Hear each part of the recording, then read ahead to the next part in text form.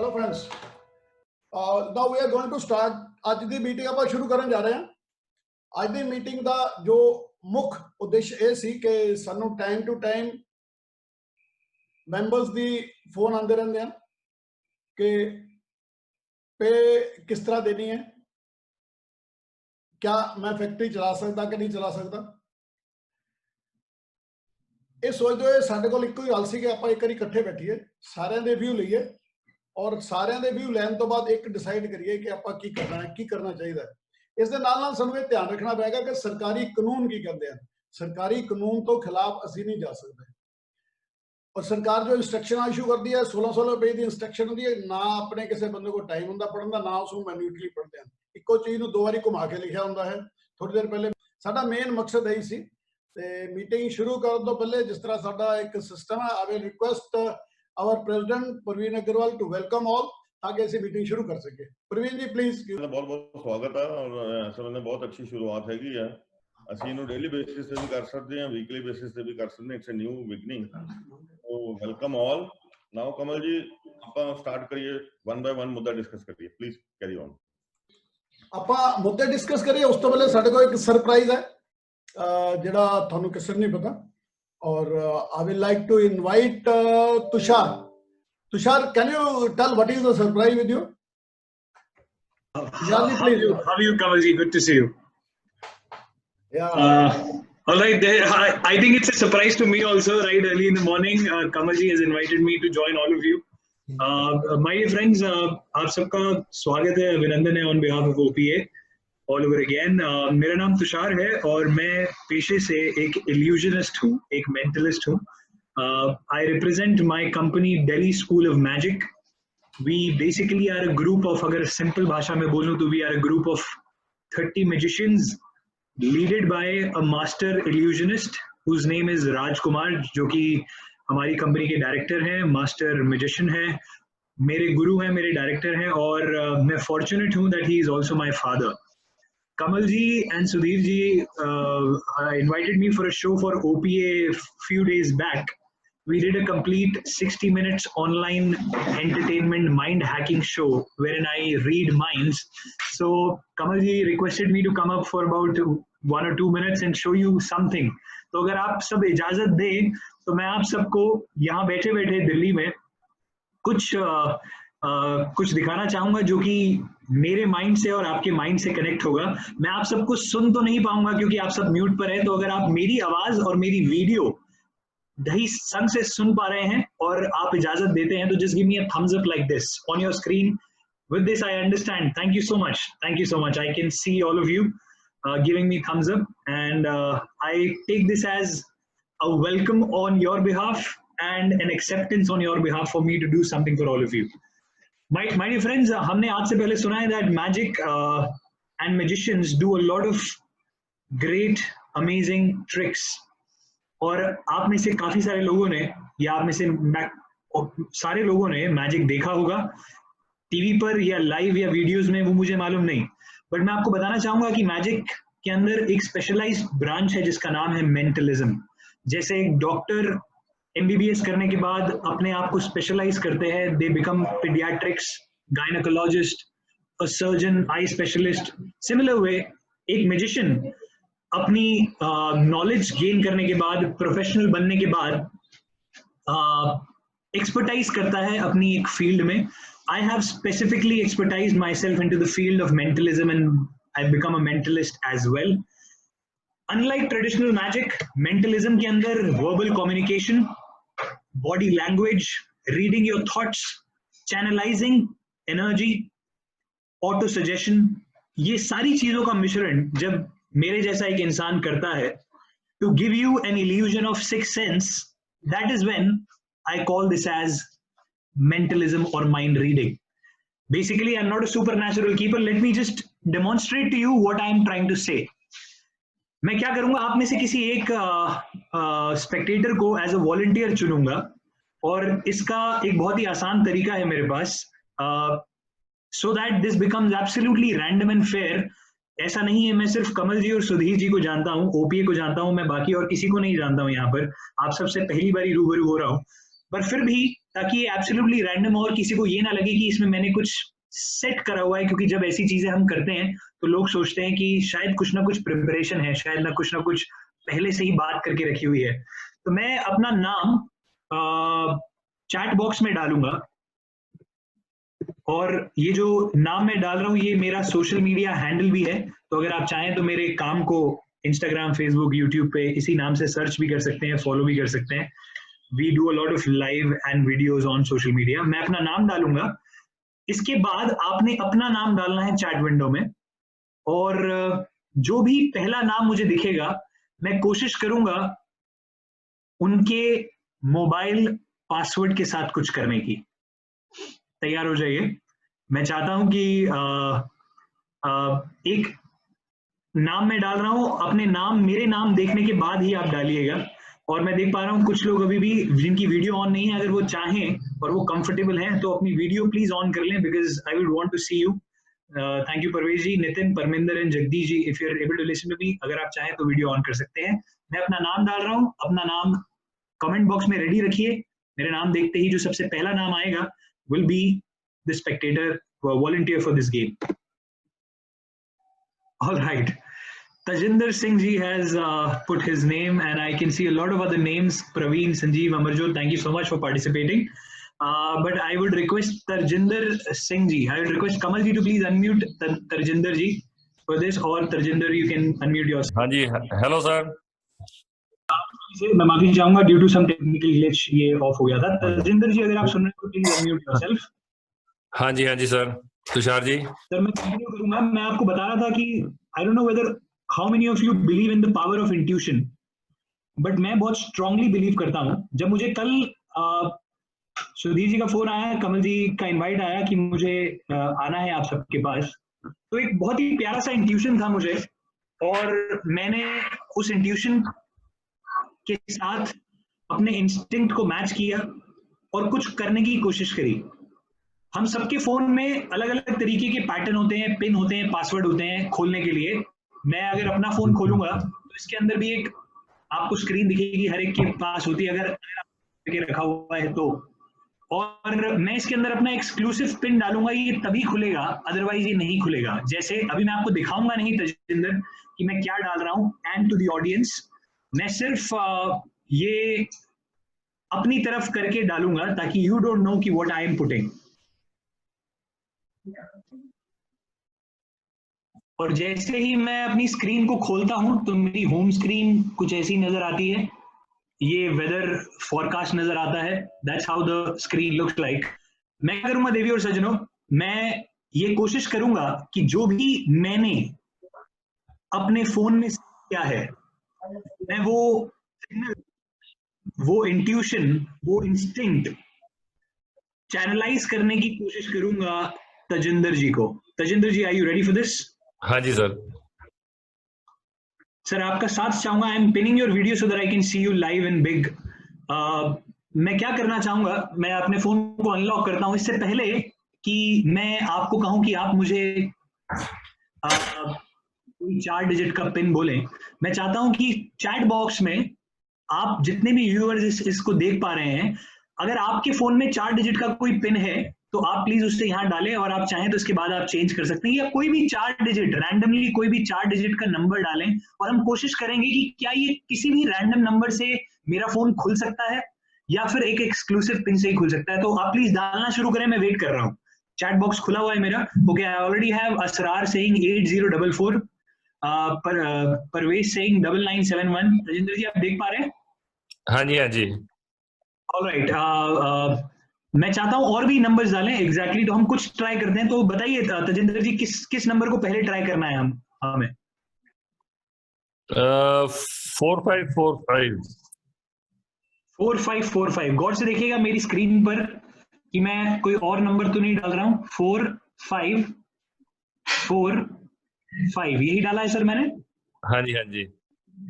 और मैं अब ओके दबाता हूं, तो अगर ये पिन सही है तो जहां लिखा हुआ आ रहा है एंटर द पिन, वहां रॉन्ग पिन आ जाएगा, या फिर खुल जाएगा। अगर सही है तो खुल जाएगा, गलत है तो आ गया wrong pin password.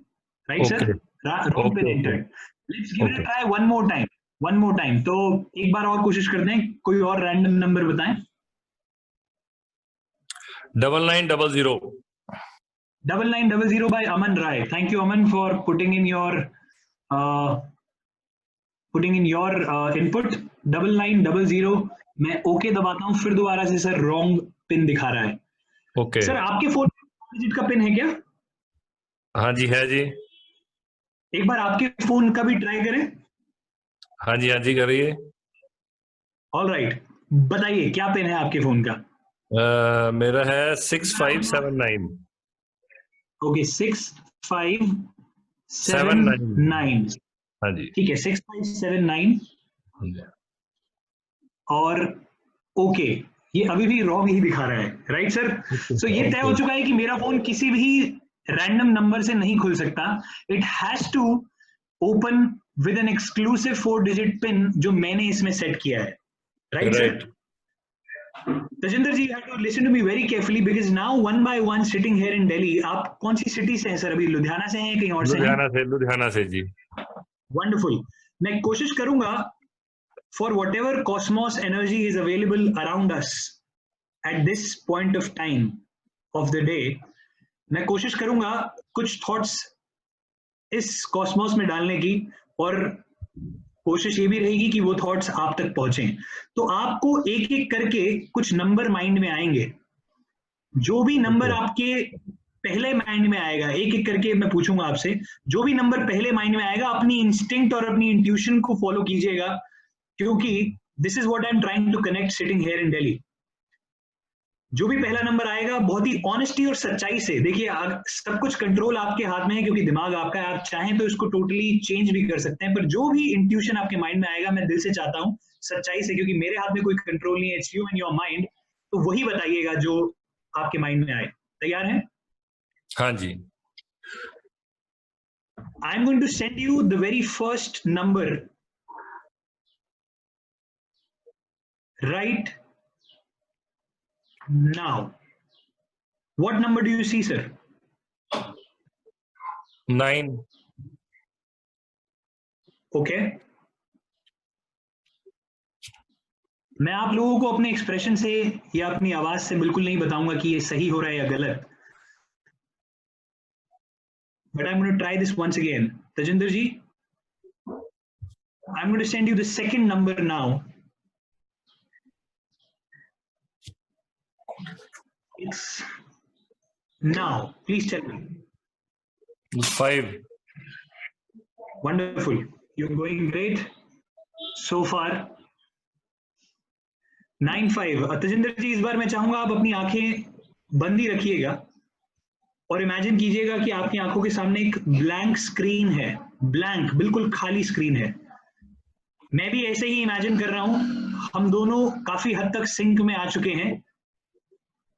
As we are on this right path, मैं इस अपनी खाली स्क्रीन पर एक नंबर प्रोजेक्ट करूंगा और आपको अपनी स्क्रीन पर जो भी नंबर दिखाई दे वो आपने जोर से बोलना है। I am going to do this on the count of 3। अपनी आंखें बंद ही रखिएगा सर। 1, 2 and 3। नंबर आया sir? 3। Go for it, sir. Very good. We'll try this for the last time, ladies and gentlemen. Fourth and the final pin. अगर मैं यहाँ गलत हुआ या तजिंदर जी को वो नंबर ना मिला, तो this phone will never open, but this phone will only open if this fourth and the last final digit is correct. Sir, for the last and the final time, आप एक बार आंखें खोल लीजिए. Look into the camera and very slowly close your eyes. Close your eyes. On the count of 3, I'm going to project another number on the blank screen. Follow your intuition, follow your mind, heart, and soul, and get me the last digit, just as it is the way it is shown on the screen. Now. 1. Ladies and gentlemen, मेरी smile आपको काफी कुछ बता रही होगी, but this is the complete number and I press OK. Thank you so much. The screen unlocks and ladies and gentlemen, आप सबकी तालियां मेरे तक नहीं पहुंच पाएंगी सिवाय तंजेसर जी के, पर अगर आपको अच्छा लगा हो तो आप किसी भी रूप से रिएक्ट कर सकते हैं अपनी स्क्रीन पर. Thank you so much. Thank you, ladies and gentlemen. Hope you enjoyed it. Very good. Very nice. Very nice, sir. Thank you so much. Yeah, no, thank Tushar. And definitely, I think we'd like to have you once again, maybe in this Saturday or somewhere else. But thank you very much for this courtesy to us.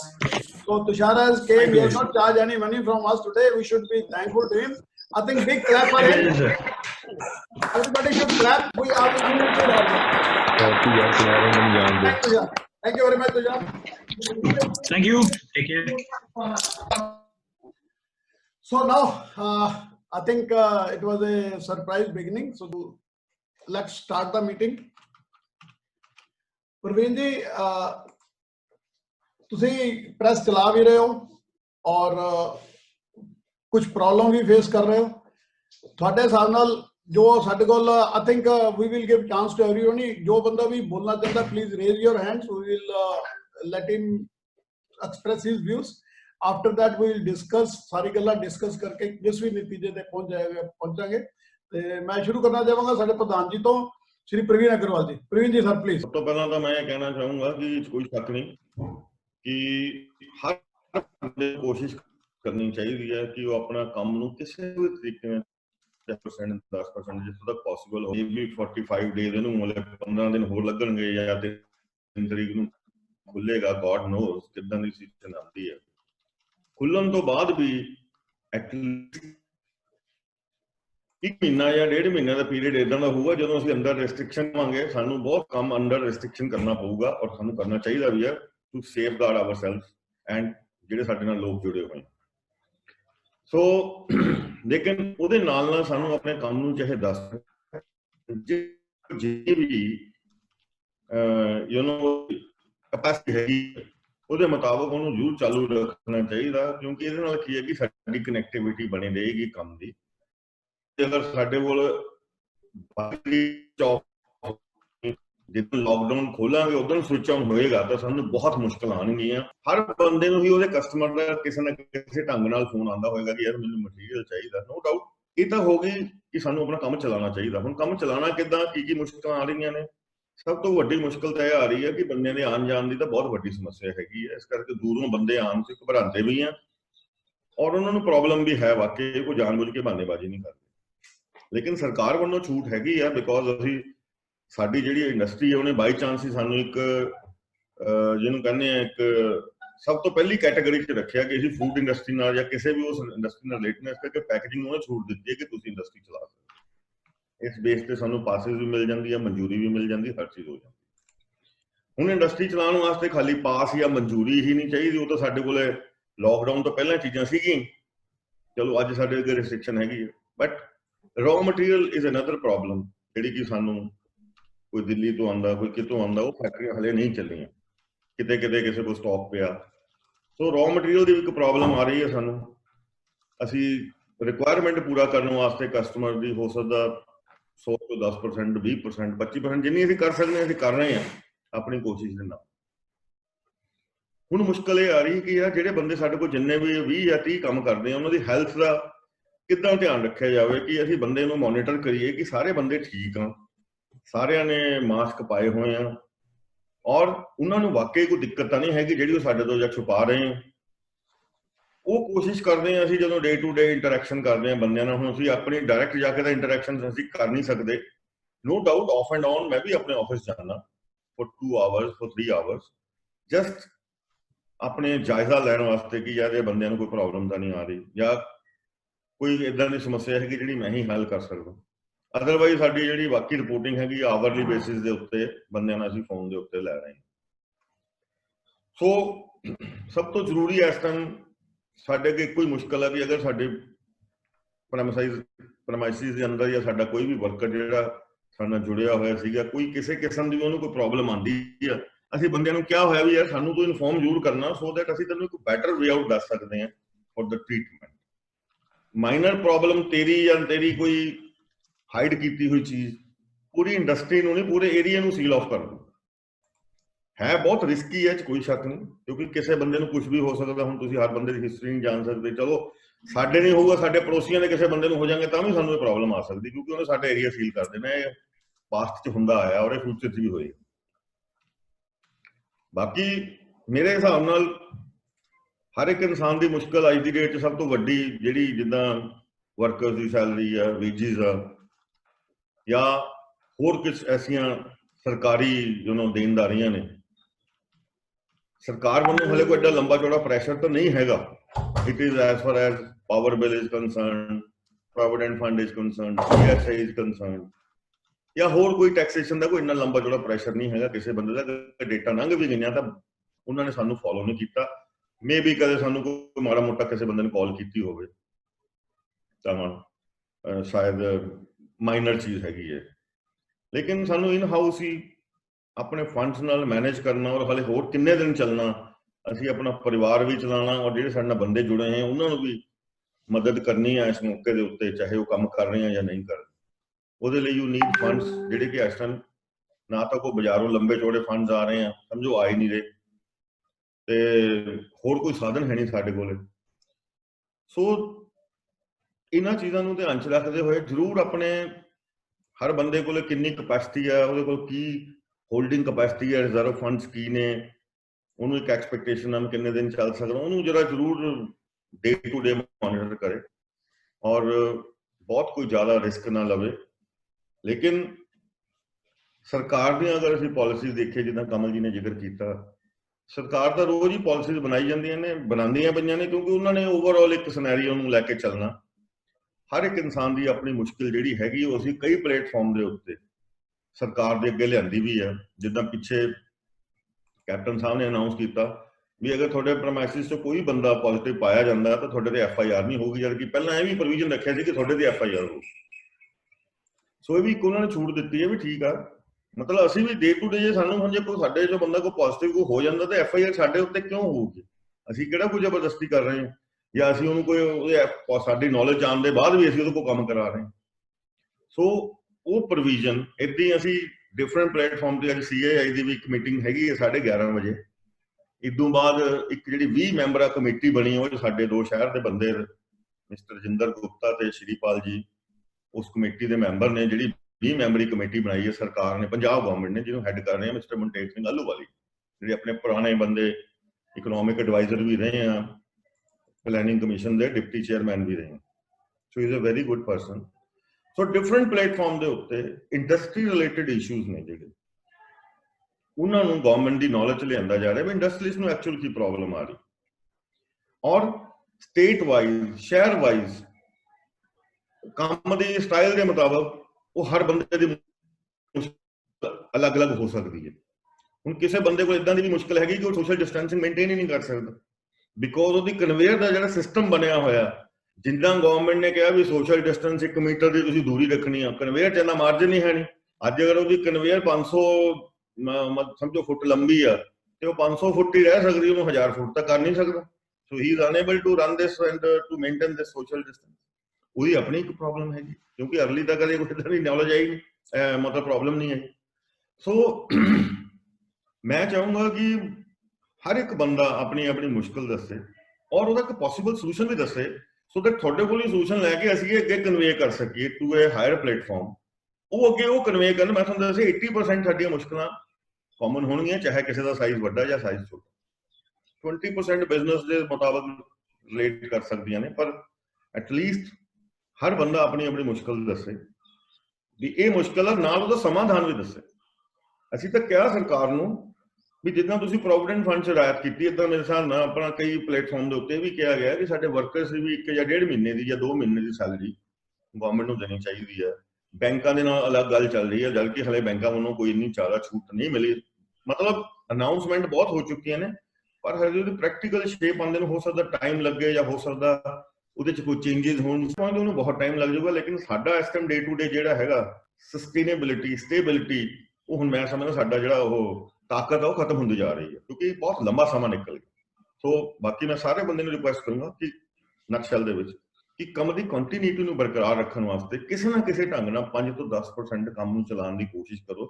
ਸਰਕਾਰ ਵੱਲੋਂ ਇਹਦੀ permission ਹੈਗੀ ਹੈ, ਬਾਕੀ ਚੀਜ਼ਾਂ ਵੀ ਸਰਕਾਰ ਵੱਲੋਂ ਹੈਗੀਆਂ, ਸੋ ਦੈਟ ਜਦੋਂ ਇੱਕੋ ਦਮ ਆਪਾਂ ਨੂੰ ਸਵਿਚ ਆਨ ਕਰਨਾ ਆਪਾਂ ਨੂੰ ਪ੍ਰੋਬਲਮ ਨਾ ਹੋਵੇ, ਆਪਾਂ ਨੂੰ ਖਾਲੀ ਬਸ ਇਹ ਵੀ ਆਪਾਂ ਸਪੀਡ ਵਧਾਈਏ ਉਹਦੀ। ਸੋ ਦਿਸ ਇਜ਼ ਮਾਈ ਆਪਣੀ ਜੋ ਆਪਾਂ ਆਪਣੇ ਐਂਡ ਤੇ ਕਰ ਸਕਦੇ ਹਾਂ। ਬਾਕੀ ਜੋ ਸਰਕਾਰ ਵੱਲੋਂ ਕੋਈ ਚੀਜ਼ ਕਰਨੀ ਚਾਹੀਦੀ ਉਹਦੇ ਲਈ ਆਪਾਂ ਡਿਫਰੈਂਟ ਪਲੇਟਫਾਰਮ ਦੇ ਉੱਤੇ ਲੱਗੇ ਹੀ ਹੋਏ ਆ। ਫਿਰ ਵੀ ਤੁਸੀਂ ਆਪਣੀ ਸੁਜੈਸ਼ਨ ਦਿਓ ਕਿ ਹੋਰ ਸਾਨੂੰ ਕੀ ਕਰਨਾ ਚਾਹੀਦਾ। Please. Thank you sir, thank you ਪ੍ਰਧਾਨ ਜੀ। ਔਰ ਇਸ ਤੋਂ ਪਹਿਲੇ ਕਿ ਆਪਾਂ ਅੱਗੇ ਡਿਸਕਸ਼ਨ ਕਰੀਏ, ਮੇਰੇ ਕੋਲ ਜੋ ਪ੍ਰਧਾਨ ਜੀ ਨੇ ਗੱਲਾਂ ਕੀਤੀਆਂ, ਇੱਕ ਵਾਇਰਲ ਹੋ ਰਿਹਾ ਵੀਡੀਓ, ਕਿਹਾ ਜਾਂਦਾ ਹੈ ਕਿ labour commissioner, central labour commissioner the, but Aam note, ਮੈਂ ਉਸਦੀ ਕੋਈ ਅਥੈਂਟਿਸਿਟੀ ਨਹੀਂ ਲਾਉਂਗਾ, ਲੇਕਿਨ ਉਹ ਸਾਡੇ ਵਾਸਤੇ ਸੁਣਨ ਵਾਲਾ ਹੈ, ਇਸ ਕਰਕੇ ਮੈਂ ਸ਼ੇਅਰ ਜ਼ਰੂਰ ਕਰਨਾ ਚਾਹੂੰਗਾ। लेकिन प्लीज डोंट कोट मी, ਅਸੀਂ ਇਸ ਨੂੰ ਬਿਲਕੁਲ ਇਹ ਰਿਸਪੌਂਸਿबिलिटी नहीं लागे कि सच्चा है कि झूठा है, लेकिन ਆਪਾਂ ਨੂੰ सुनना चाहिए बहुत ज्यादा होगा, किसी को पता नहीं, इसलिए हर कोई अपने पास अगर फंड्स है तो वो रोकने का प्रयास कर रहा है। और ये एक बिल्कुल कॉमन ह्यूमन रिएक्शन है जो सब जगह दिख रही है। और मैं एमएसएमई विभाग के प्रमुख सचिव साहब ने जो आपसे लिस्ट ली है कि कहाँ कहाँ गवर्नमेंट डिपार्टमेंट से पैसा बाकी है, ये बहुत अच्छा कदम है। और मैं समझता हूँ कि इस कदम को अगर हमने क्रियान्वित कर दिया शासन स्तर से तो कुछ ना कुछ तरलता, लिक्विडिटी, फंड सरप्लस आपके पास अवेलेबल हो जाएगा, जिसको आप रोटेट कर सकते हैं। उनको किन किन मदों में कर सकते हैं ये आप पर छोड़ना चाहिए, क्योंकि you are the best person to manage your industries. You know how to run it, you know which are the priority areas where you have to give the funds. तो गवर्नमेंट में जहां जहां आपके फंड स्टक हुए हैं वो funds priority में देने के लिए एमएसएमई विभाग भी प्रयास कर रहा है। श्रम विभाग की तरफ से एज ए लेबर कमिश्नर मैं भी रिकमेंड करूंगा आज के वेबिनार के क्रम में कि वो फंड्स आपके जहां जहां स्टक हुए हैं वो जल्दी से जल्दी शासन हस्तक्षेप से हर विभाग को पैसे देकर इंडस्ट्री के जो पेमेंट्स है, जो नियमानुसार देय है, वो सब आपको पेमेंट करे, नंबर 1। तो इसका तो मैं आज रिकमेंडेशन कर दूंगा कि आपके जहां जहां गवर्नमेंट में फंड स्टक हुए डिपार्टमेंट से वो आपको मिल जाए, जिससे आपको लिक्विडिटी मिल जाए।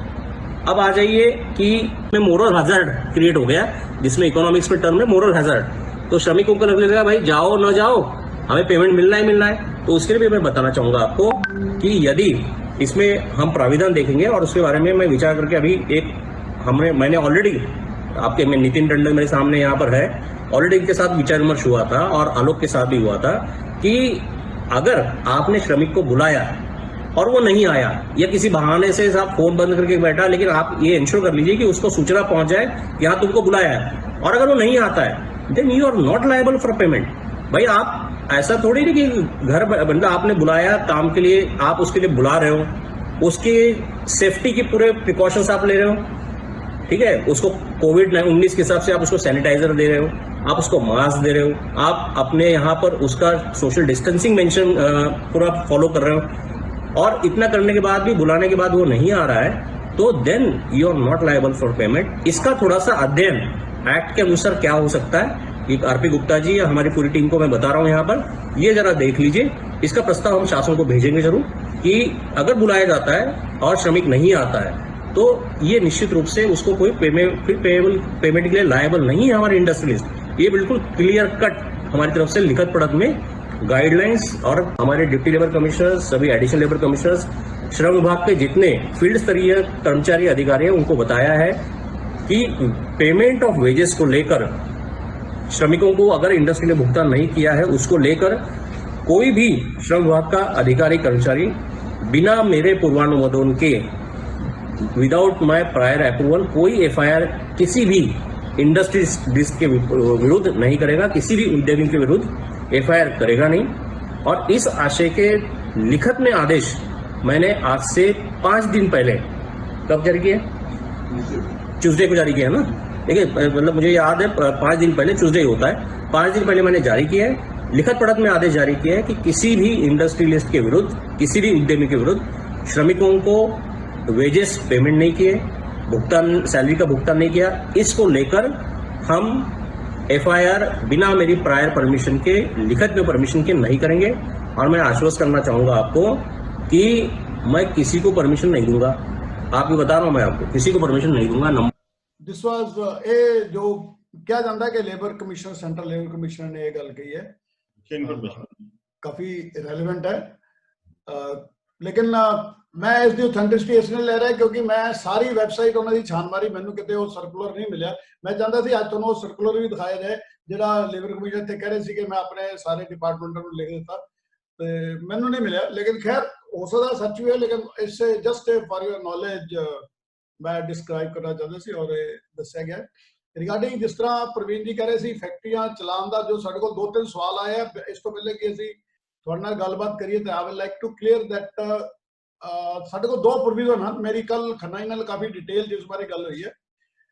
ਸਾਡੇ ਕੋਲ 2 ਤਰ੍ਹਾਂ ਦੀਆਂ ਫੈਕਟਰੀਆਂ ਹਨ। ਇੱਕ ਫੈਕਟਰੀਆਂ ਹਨ ਜਿਹੜੀਆਂ ਸ਼ਹਿਰ ਤੋਂ ਬਾਹਰ ਹਨ ਜਾਂ ਇੰਡਸਟਰੀ ਏਰੀਆ ਦੇ ਵਿੱਚ ਹਨ, ਜਿਹੜਾ ਡਿਕਲੇਅਰਡ ਇੰਡਸਟਰੀ ਏਰੀਆ ਹੈ ਜਾਂ ਫੋਕਲ ਪੁਆਇੰਟ ਹੈ ਜਾਂ ਸ਼ਹਿਰ ਤੋਂ ਬਾਹਰ ਹੈ, ਉੱਥੇ ਕੋਈ ਵੀ ਫੈਕਟਰੀ ਖੁੱਲ ਸਕਦੀ ਹੈ, ਡੈਫੀਨਿਟਲੀ ਪਰਮਿਸ਼ਨ ਲੈ ਕੇ। ਕੁਝ ਵੀ ਪਰਮਿਸ਼ਨ ਦੀ ਗੱਲ ਆਪਾਂ ਬਾਅਦ ਚ ਕਰਾਂਗੇ। ਅਗਰ ਕਿਸੇ ਦੀ ਫੈਕਟਰੀ ਵਿਦਨ ਮਿਊਨਿਸਪਲ ਲਿਮਿਟ ਹੈ ਉਹ ਵੀ ਖੁੱਲ ਸਕਦੀ ਹੈ, ਲੇਕਿਨ ਉਹਦੇ ਵਾਸਤੇ ਖੁੱਲੇਗੀ ਅਗਰ ਉਹ ਕੋਈ ਅਸੈਂਸ਼ੀਅਲ ਕਮੋਡਿਟੀ ਦਾ ਸਮਾਨ ਬਣਾ ਰਿਹਾ ਹੈ। यानी कि अगर सपोज करो तुम कोई दवाइयां के डब्बे बना रहे हो और दवाई जो डब्बा थोड़े को बनवा रहा है वो तुम लिख के देगा तो थोड़ा परमिशन मिल जाएगी उत्थे चलाने की। मतलब दोनों की कंडीशन है। बाहर वास्ते परमिशन वैसे ही है, अगर with in the municipal limit लेनी है तो थोड़ा सिर्फ असेंशियल कमोडिटी वास्ते मिलेगी, नहीं तो नहीं मिलेगी। लेकिन सब तो वड्डी गल एक होर है कि भावें फैक्ट्री थोड़ी शहर तो बाहर इंडस्ट्री एरिया है, भावें रेजिडेंशियल एरिया है, ਜਿਹੜੀਆਂ सेंटर गवर्नमेंट ने गाइडलाइंस जारी कीतियां वो अमल करनियां बहुत ही जरूरी हैं। उन्हें सब तो पहली है कि जो भी थोड़ा स्टाफ है तुसीं 30 तो 40% उत्ते स्टाफ नहीं बुला सकते। स्टाफ नूं बाहरों बुलाना, मैं कुछ थोड़ा स्टाफ अंदर रहिंदा तो अंदर ही रहेगा, बाहर नहीं निकल सकता, फिर का कोई प्रॉब्लम नहीं है। अगर थोड़े को रेजिडेंस फैसिलिटी नहीं है और स्टाफ बाहरों आंदा है तो तुहानूं अपनी गड्डी प्रोवाइड करनी पेगी लियाण लई, और गड्डी भी 30-40% ਦੇ ਉੱਤੇ ਕੈਪੈਸਿਟੀ ਤੇ ਨਹੀਂ ਚੱਲੇਗੀ। ਉਸ ਗੱਡੀ ਦੀ ਸਪੈਸ਼ਲ ਗੱਡੀ ਹੋਏਗੀ, ਜਾਂ ਤਾਂ ਤੁਹਾਡੀ ਆਪਣੀ ਗੱਡੀ ਹੋਣੀ ਚਾਹੀਦੀ ਹੈ ਜਾਂ ਤੁਹਾਡੇ ਨਾਲ ਕਿਸੇ ਦੀ ਅੰਡਰਸਟੈਂਡਿੰਗ ਹੋਣੀ ਚਾਹੀਦੀ। ਕਿਸੇ ਨਾਲ ਤੁਹਾਡਾ ਤੁਸੀਂ ਇੱਕ ਮੀਮੋ ਸਾਈਨ ਕਰੋਗੇ ਕਿ ਇਹ ਗੱਡੀ ਮੈਂ ਲਈ ਹੋਈ ਹੈ ਔਰ ਮੇਰੇ ਵਰਕਰਾਂ ਨੂੰ ਲਿਜਾਣ ਦੇ ਕੰਮ ਆਉਂਦੀ ਹੈ। ਉਸ ਦੀ ਸੈਨੀਟੇਸ਼ਨ ਤੁਹਾਡੀ ਡਿਊਟੀ ਹੈ। ਸੈਨੀਟੇਸ਼ਨ ਦਾ ਜਿਹੜਾ ਚੱਕਰ ਹੈ ਉਹ ਬਹੁਤ ਹੀ ਲੰਬਾ ਚੌੜਾ ਹੈ। ਸਭ ਤੋਂ 2-3 ਐਸੀਆਂ ਗੱਲਾਂ ਹਨ ਜਿਵੇਂ जिस असं डिटेल जाने ऑलरेडी फैक्ट्री भी लिखा है कि हर 5 बंदे बाद एक बाथरूम बनना चाहिए, तो साढ़े किन्ने के बाथरूम है अंदाजा लगा लो। डिस्टेंस का जो सवाल है 1 मीटर तो जो भी अपने बंदे खड़ा करने 1-1 मीटर दूर खड़े करने। प्रधान जी ने जिवें हुणे दस दी हुण तुहाडे कोल जिवें मशीन चला रहे हो तो नाल हैल्पर ते मशीन में इकट्ठे खड़े होणगे, हैल्पर 1 मीटर दूर कितना खड़ा हो जाएगा। मतलब ये जिहड़ियां चीज़ां जो गवर्नमेंट दे रूल जो है वो लिखे हुए साडे कोल हन। मैं सारे नूं सर्कुलेट भी कीते हैं टाइम टू टाइम। ਜਿਹੜਾ परसों सर्कुलर आया 15 पेज का बड़ी डिटेल है, उत्ते 2 चीज़ां घुमा के लिखिया जिथे कुशल जी भी कन्फ्यूज हो गए सी। साडे कोल 2 तरह का स्टाफ है। एक स्टाफ है साडा ऑफिस का, जिवें साडा मैनेजर क्लर्क या अकाउंटेंट वगैरह हो गए, वो आ सकते हैं अपनी गड्डी ते या अपने व्हीकल ते। अगर कार च आएंगे तो एक कार 1 या मैक्सिमम 2 बंदे, और अगर अपने व्हीकल ते आएंगे तो 1 बंदा। उन्होंने पास गवर्नमेंट बनाएगी, उन्होंने स्पेशल पास बनेगा, लेकिन वो साडा सिर्फ फैक्ट्री स्टाफ नहीं होएगा। फैक्ट्री स्टाफ कुछ जी जरा अपना सर्कुलर 19.2 ते जाओ, 19.2 ते उन्होंने क्लीयर किया है फैक्ट्री स्टाफ वास्ते वो साइकिल स्कूटर ते नहीं आ सकता, उन्होंने वास्ते सानू गड्डी प्रोवाइड करनी पेगी और गड्डी साडी अपनी होएगी। माइंडेड ऐसी किसी कोई सरकार टेंपू च नहीं लिया सकते, किसी 3 व्हीलर च उन्होंने नहीं बुलाया जा सकता। तो ये रिस्ट्रिक्शन हैं जो ऑफिशियल हैं।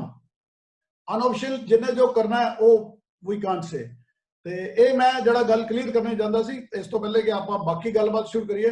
नाउ इट इज ओपन, अगर कोई भी बंदा इनके बारे कुछ कहना चाहता वी कैन। जी एक शैलेंद्र जी वारी वारी गल कर रहे हैं इंश्योरेंस बारे, एक इंश्योरेंस का चक्कर है एक्चुअली हर इंप्लॉय की इंश्योरेंस होनी चाहिए। इंश्योरेंस तो ये जड़ियां ये प्रिकॉशनस हैं, we'll have to follow this precaution अगर आप फैक्ट्री चलानी चाहते हैं। दूसरी गल रह गई पे की। पे बारे जिथे तक सरकार का सर्कुलर है वो बड़ा क्लीयर है, वो ठीक है या गलत है वो बाद दी गल्लां हैं, क्योंकि उनके अगेंस्ट ऑलरेडी केस फाइल होए हैं सुप्रीम कोर्ट के विच। सुप्रीम कोर्ट च लुधियाने की एक एसोसीएशन ने भी केस किया है और एक बॉम्बे की टैक्सटाइल कंपनी उन्हें भी केस किया है। वो केस ये है कि भी मतलब असी ये तो अभी भी कहना कि जो फैक्ट्री स्टाफ को पैसा मिलने चाहिए, उन्होंने जिंदगी का सवाल है, खान पीन का सवाल है, लेकिन पैसे कौन दे? ये जो 2 केस है वो करे पैसे सरकार दे, क्योंकि सरकार ने ऑलरेडी साडे कोल ESI दे विच काफी पैसा लिया है और एज ਗਵਰਨਮੈਂਟ ਕਰੇਗੀ ਕਿ ਨਹੀਂ ਕਰੇਗੀ ਬਾਤ ਦੀਆਂ ਗੱਲਾਂ ਹਨ। ਸੁਪਰੀਮ ਕੋਰਟ ਨੇ ਉਹ ਜਿਹੜਾ ਕੇਸ ਸੀ ਉਸ ਨੂੰ ਗਵਰਨਮੈਂਟ ਦੀ ਰਿਪਲਾਈ ਵਾਸਤੇ ਭੇਜਤਾ, 7 ਤਰੀਕ ਨੂੰ ਰਿਪਲਾਈ ਮੰਗੀ ਹੈ। ਉਸ ਤੋਂ ਪਹਿਲੇ ਆਪਾਂ ਨੂੰ ਤਨਖਾਹਾਂ ਦੇਣੀਆਂ ਪੈਣੀਆਂ, ਸਾਰਾ ਕੁਝ ਸੈਟਲ ਕਰਨਾ ਪੈਣਾ, ਤੇ ਉਸ ਦਾ ਗਵਰਨਮੈਂਟ ਵੱਲ ਤਾਂ ਨਾ ਦੇਖੋ, ਨਾ ਤਾਂ ਸਰਕਾਰ ਨੇ ਕੁਝ ਦੇਣਾ। ਜਿਹੜੀ ਸਾਡੀ ਇੰਡਸਟਰੀ ਹੈ ਪ੍ਰਿੰਟਿੰਗ ਇੰਡਸਟਰੀ, ਜਿਵੇਂ ਅਸੀਂ ਕਹਿੰਦੇ ਆ ਵੀ 2.5 ਲੱਖ ਪ੍ਰਿੰਟਰ ਹਾਂ ਇੰਡੀਆ ਦੇ ਵਿੱਚ, 90% ਮਾਈਕਰੋ ਹੈ, ਸਮਾਲ ਹੈ। ਸਰ ਜਿਹੜਾ ਪ੍ਰਿੰਟਰ ਇੱਕ ਕਮਰੇ 'ਚ ਆਪਣੇ ਅੱਗੇ ਉਹਨੇ ਟੇਬਲ ਲਾਈ ਹੋਈ ਤੇ ਪਿੱਛੇ ਮਸ਼ੀਨ ਲਾਈ, ਕਿੱਥੋਂ ਡਿਫਰੈਂਸ ਰੱਖ ਲੇਗਾ, ਉਸ ਦਾ ਕੀ ਬਣੇਗਾ? ਔਰ ਸਾਡੇ ਲਗਭਗ ਸਾਰੇ ਪ੍ਰਿੰਟਰ ਹੀ ਐਸੇ ਹਨ। ਇਹ ਬੈਕਗ੍ਰਾਉਂਡ ਹੈ ਸਾਡੇ ਕੋਲ, ਜੋ ਅੱਜ ਤੱਕ ਇਨਫੋਰਮੇਸ਼ਨ आई है, जो मैं अफसर को कंडक्ट कर सकिया। नाउ अगर कोई भी बंदा कुछ गल करना चाहता है तो they can raise the hand. हाँ जी भुविंदर जी, की कहना चाहते हैं?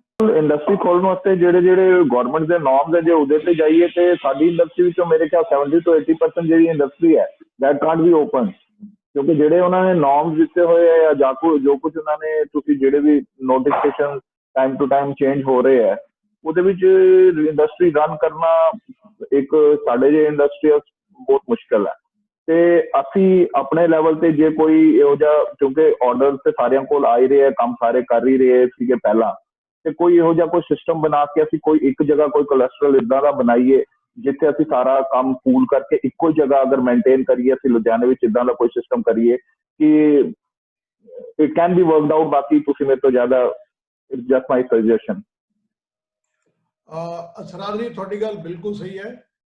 ਸਭ ਤੋਂ ਪਹਿਲੀ ਗੱਲ ਤਾਂ ਮੈਂ ਤੁਹਾਨੂੰ ਇੱਕ ਗੱਲ ਹੋਰ ਦੱਸ ਦੇਣਾ, ਜਿਹੜੀਆਂ ਇਹ ਕੰਡੀਸ਼ਨ ਹੈ ਖਤਮ ਨਹੀਂ ਹੋਣ ਵਾਲੀਆਂ। ਜੋ ਸਾਡੇ ਮੇਨ ਵੈਬਿਨਾਰ ਆ, ਅਸੀਂ ਸਾਰੇ ਇੰਡੀਆ ਲੈਵਲ ਤੇ ਇੰਟਰਨੈਸ਼ਨਲ ਲੈਵਲ ਤੇ ਕਰ ਰਹੇ ਹਾਂ।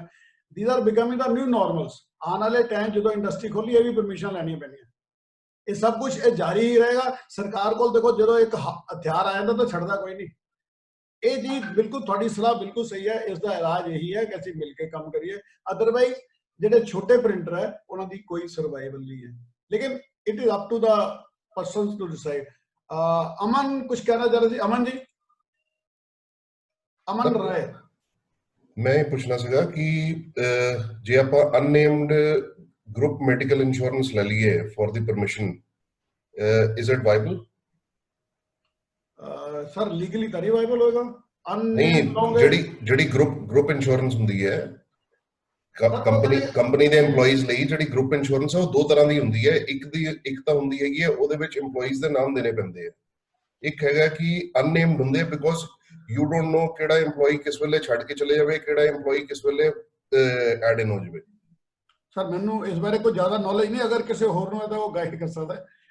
I don't have much knowledge ਕਿ ਐਸੀ ਕੋਈ ਗਰੁੱਪ ਦੇ ਵਿੱਚ ਵੀ ਐਸਾ ਕੋਈ ਅਨਨੇਮਡ ਇੰਸ਼ੋਰੈਂਸ ਹੁੰਦੀ ਹੈ ਨਹੀਂ ਹੁੰਦੀ। ਮੈਂ ਕੱਲ ਪਤਾ ਕੀਤਾ ਸੀਗਾ ਐਕਚੁਅਲੀ ਇੰਸ਼ੋਰੈਂਸ ਵਾਲੇ ਤੋਂ। ਅੱਛਾ। ਤੇ ਹੀ ਓਨਲੀ ਟੋਲਡ ਮੀ ਕਿ ਇੱਕ ਮਤਲਬ ਗਰੁੱਪ ਇੰਸ਼ੋਰੈਂਸ ਦੇ ਵਿੱਚ ਜਿਹੜੀ ਕਾਰਪੋਰੇਟ ਗਰੁੱਪ ਇੰਸ਼ੋਰੈਂਸ ਹੁੰਦੀ ਹੈ ਉਹਦੇ ਵਿੱਚ ਇੱਕ ਤਾਂ ਹੈਗਾ ਕਿ ਤੁਸੀਂ ਜੇ ਨਾਮ ਦੇ ਦਿੰਦੇ ਹੋ, ਹਾਂਜੀ, ਤੇ ਇੱਕ ਤਾਂ ਹੈਗਾ ਕਿ ਨਾਮ ਦੇ ਦਿਓ, ਔਰ ਇੱਕ ਹੈਗਾ ਕਿ ਅਨਨੇਮਡ ਗਰੁੱਪ ਇੰਸ਼ੋਰੈਂਸ ਕਰ ਲਓ ਕਿ ਨੰਬਰ ਆਫ EMPLOYEES ਦੱਸ ਦਿਓ ਔਰ ਪਲੱਸ ਉਹਨਾਂ ਦੀ ਏਜ ਕੈਟਾਗਰੀਜ਼ ਆ ਜਾਂਦੀ ਹੈ। ਐਂਡ ਦੈਨ ਇਸ ਤਰ੍ਹਾਂ ਅਮਨ ਜੀ ਤੁਸੀਂ ਨਾ ਮੈਨੂੰ ਥੋੜੀ ਡਿਟੇਲ ਇਸ ਦੀ ਮੇਲ ਤੇ ਭੇਜ ਦੇਣਾ।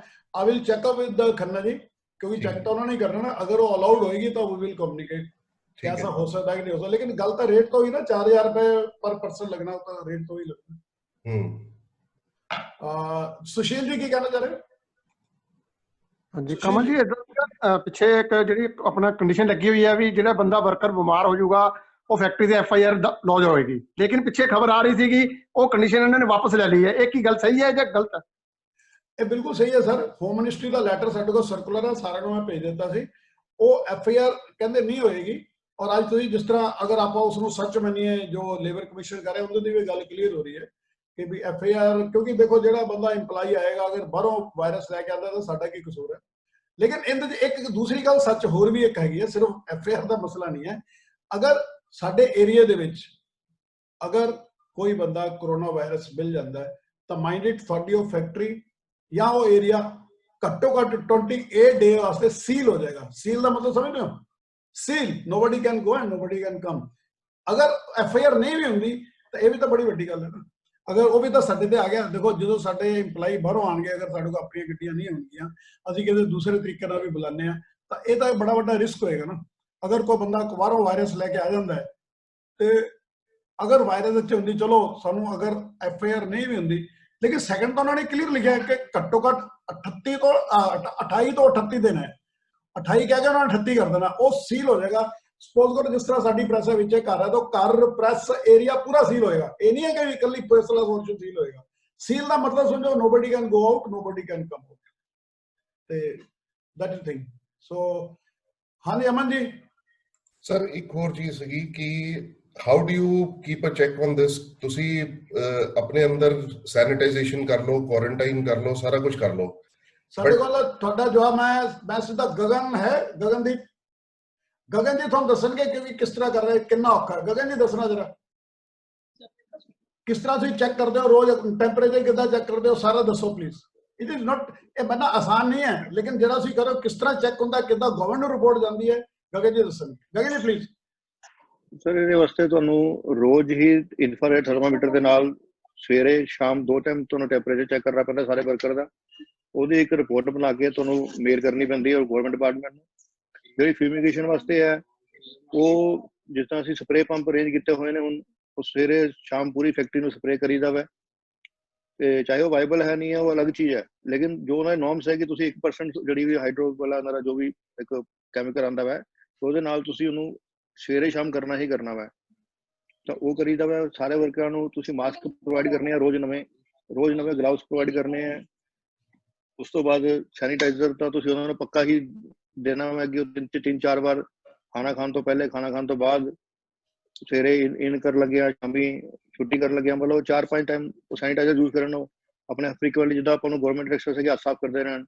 ਤਾਂ ਇਹ ਚੀਜ਼ਾਂ ਤਾਂ ਤੁਹਾਨੂੰ ਕਰਨੀਆਂ ਪੈਣਗੀਆਂ ਸਰ, ਔਰ ਵਿਦ ਲਿਮਿਟਡ ਸਟਾਫ। ਮਤਲਬ ਇਹ ਨਹੀਂ ਕਿ ਤੁਸੀਂ ਅਗਰ ਫੈਕਟਰੀ 'ਚ ਪਹਿਲੇ 20 ਬੰਦੇ 25 ਬੰਦੇ ਕੰਮ ਕਰ ਰਹੇ ਸੀਗੇ, ਲੇਕਿਨ ਉਹ 5 ਜਾਂ 10 ਬੰਦਿਆਂ ਦੀ ਪਰਮਿਸ਼ਨ ਹੀ ਮਿਲੇਗੀ ਜੀ ਉਹਦੇ ਏਵਜ਼ ਦੇ ਵਿੱਚ।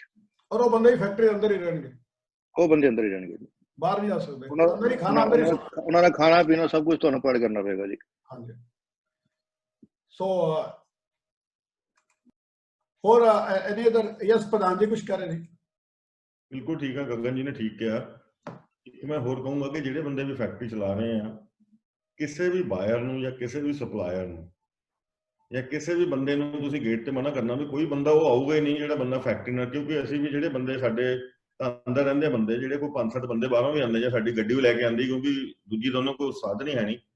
ਕੋਈ ਵੀ ਅਨਨੋਨ ਬੰਦਾ ਆਉਂਦਾ, ਉਹ ਕਿਸੇ ਨੂੰ ਕਹਿੰਦਾ ਮਿਲਣਾ, ਉਹਨੂੰ ਕਹਿਆ ਵੀ ਭਾਈ ਫੈਕਟਰੀ ਬੰਦਾ, ਅਸੀਂ ਕਿਸੇ ਨੂੰ ਅੰਦਰ ਹੀ ਨਹੀਂ ਆਉਂਦੇ।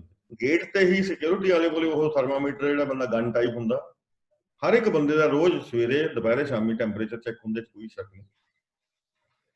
ਨੌਰਮਸ ਬਹੁਤ ਔਖੇ ਆ, ਲੇਕਿਨ ਜਿੱਦਾਂ ਕਮਲ ਜੀ ਨੇ ਕਿਹਾ ਇਹ ਹੁਣ ਇੱਕ ਵਰਕਿੰਗ ਦਾ ਹਿੱਸਾ ਬਣਨਗੇ, ਇਸ ਕਰਕੇ ਸਾਨੂੰ ਉਹਦੇ ਲਈ ਯੂਜ਼ ਟੂ ਹੋਣਾ ਪੈਣਾ।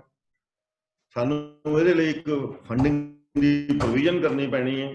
ਇਹ ਸਾਡਾ ਖਰਚਾ ਵਧੂਗਾ ਹੀ ਵਧੂਗਾ ਇਹਨਾਂ ਚੀਜ਼ਾਂ ਨੂੰ। ਸੈਨੀਟਾਈਜੇਸ਼ਨ ਹੋ ਗਿਆ, ਟੈਂਪਰੇਚਰ ਚੈਕਿੰਗ ਹੋ ਗਿਆ, ਮੈਡੀਕਲ ਰੂਟੀਨ ਚੈੱਕਅਪ ਹੋ ਗਿਆ, ਸੋਸ਼ਲ ਡਿਸਟੈਂਸਿੰਗ ਲਈ you need lot of space. ਇਸ ਕਰਕੇ ਤੁਸੀਂ ਮੰਨ ਕੇ ਚੱਲੋ ਕਿ ਆਪਾਂ ਨੂੰ ਇਹ ਹਿੱਸਾ ਆਪਣਾ ਬਣਾਉਣਾ ਹੀ ਪੈਣਾ, ਇਹਦੀ ਆਦਤ ਆਪਾਂ ਨੂੰ ਪਾਣੀ ਪੈਣੀ। ਸੋ ਇਹ 'ਚ ਕੋਈ ਸ਼ੱਕ ਨਹੀਂ, ਮੈਂ ਅਰੇ ਵੀ ਇਹੀ ਕਹਿਣਾ, ਹੈ ਤਾਂ ਮੁਸ਼ਕਲ ਆ, ਫਿਰ ਵੀ ਕੋਸ਼ਿਸ਼ ਕਰੋ ਜਿਹੜੇ ਬੰਦਿਆਂ ਕੋਲ ਨੈਸੈਸਿਟੀ ਦੀ ਹੈਗੀ ਹੈ ਜਾਂ ਉਹਨਾਂ ਦੇ ਕਸਟਮਰ ਇਦਾਂ ਦੇ ਹੈਗੇ ਜਿੱਥੇ ਉਹ ਇਸ ਬੇਸ ਨੂੰ ਪਰਮਿਸ਼ਨ ਮਿਲਦੀ ਹੈ, ਸਟਾਰਟ ਕਰਨ ਤਾਂ ਕਿ ਥੋੜੀ ਆਦਤ ਤਾਂ ਪਊਗੀ ਨਾ। ਐਂਡ ਆਫ ਦਾ ਡੇ ਤਾਂ ਮਹੀਨੇ ਨੂੰ 2 ਮਹੀਨੇ ਨੂੰ ਕੰਮ ਤਾਂ ਕਰਨੇ ਨਾ ਹਰ ਬੰਦੇ ਨੇ। ਇਹਦੀ ਆਦਤ ਜ਼ਰੂਰ ਪਾਓ, ਰੋਜ਼ ਇਹਦੀ ਪ੍ਰੈਕਟਿਸ ਕਰੋ, ਇਹ ਚੀਜ਼ਾਂ ਹੁਣ ਛੁੱਟਣਗੀਆਂ ਨਹੀਂ। ਇਹ ਨਹੀਂ ਵੀ ਕਰੋਨਾ ਵਾਇਰਸ ਖਤਮ ਹੋ ਜਾਊਗਾ ਤੇ ਮੁੜ ਕੇ social distancing, temperature checking, sanitization ਖਤਮ ਹੋ ਜਾਊਗੀ, ਨਹੀਂ। ਇਹ ਆਪਣਾ ਹਿੱਸਾ ਬਣਾਉਣਾ, ਕੋਈ ਸ਼ੱਕ ਨਹੀਂ। ਪਲੀਜ਼ ਇਹਨੂੰ ਵੀ ਤੁਸੀਂ ਹਰ ਬੰਦਾ ਧਿਆਨ 'ਚ ਰੱਖੀਏ। ਥੈਂਕ ਯੂ ਪ੍ਰਧਾਨ ਜੀ। ਪ੍ਰਧਾਨ ਮੈਂ ਇੱਥੇ ਦੱਸਣਾ ਚਾਹਾਂਗਾ, ਸਾਡਾ ਕੱਲ ਵੈਬਿਨਾਰ ਸੀ ਪਰਸੋਂ, ਤੇ ਸਾਡੇ ਕੋਲ ਸੀ ਬੰਬੇ ਦੇ Nitin Shah, who is the president of Bombay master printer association. ਉਹਨਾਂ ਨੇ ਇੱਕੋ ਵਰਡ ਕਿਹਾ ਕਿ ਅਗਰ ਤੁਸੀਂ ਇਹ ਪ੍ਰੀਕਾਸ਼ਨ ਨਹੀਂ ਰੱਖ ਸਕਦੇ ਤਾਂ ਫੈਕਟਰੀ ਨਾ ਖੋਲੋ। ਸਿੰਪਲ ਇੱਕ ਵਰਡ ਯੂਜ਼ ਕੀਤਾ ਕਿ don't run if you can't follow. ਅਗਰ ਫੋਲੋ ਕਰੋਗੇ ਤਾਂ ਹੀ ਖੋਲੋ, ਨਹੀਂ ਤਾਂ ਨਾ ਖੋਲੋ। ਆਪਣੀ ਸਿਹਤ ਵਾਸਤੇ ਵੀ ਜ਼ਰੂਰੀ ਹੈ ਔਰ ਗਵਰਨਮੈਂਟ ਦੇ ਰੈਗੂਲੇਸ਼ਨ ਵਾਸਤੇ ਵੀ ਜ਼ਰੂਰੀ ਹੈ, ਦੋਨੋਂ ਪਾਸੇ ਜ਼ਰੂਰੀ ਹੈ। ਕੁਸ਼ਲ ਜੀ ਕੁਝ ਕਹਿਣਾ ਚਾਹ ਰਹੇ ਸੀ? ਕੁਸ਼ਲ ਜੀ।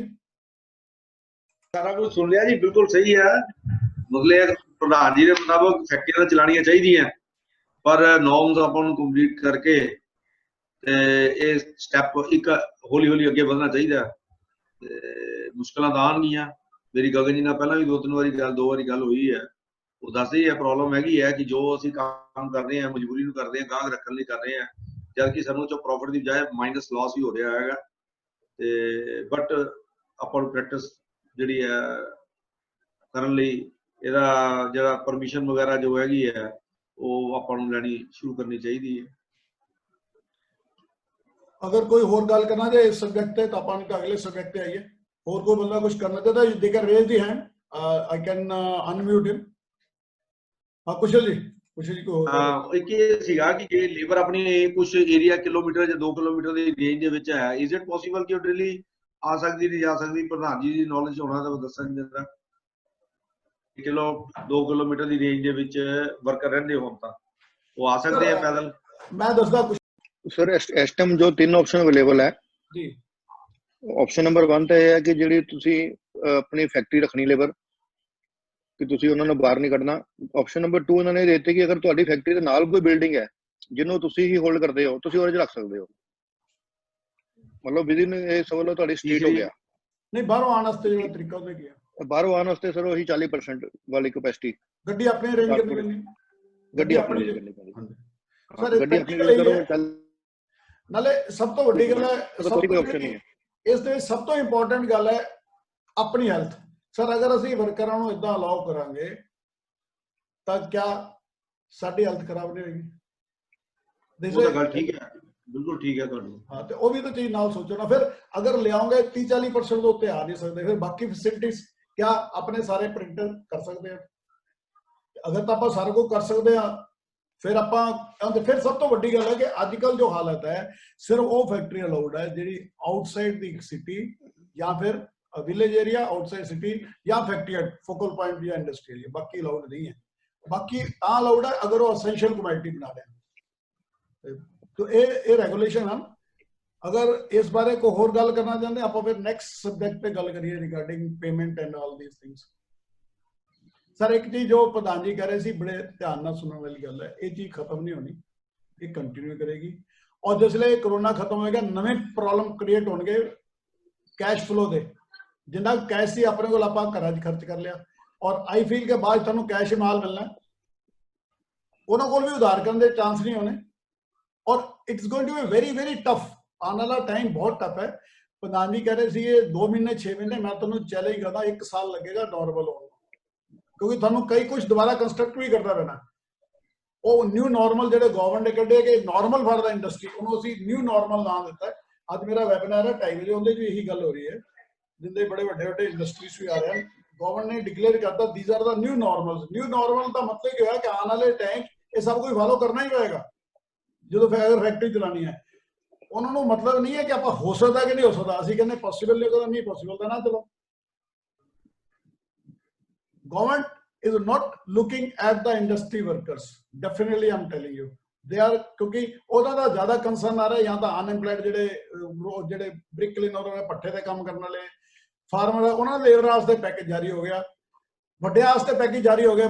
बानी थोड़े सामने उन्होंने साइन कर लिया, उन्होंने फेसबुक कर लिया, उन्होंने वास्ते सब कुछ अलाउड है। कितने वही फेसबुक है जी 4 साल पहले गवर्नमेंट कह रही थी ये सारा डाटा लीक हो रहा है।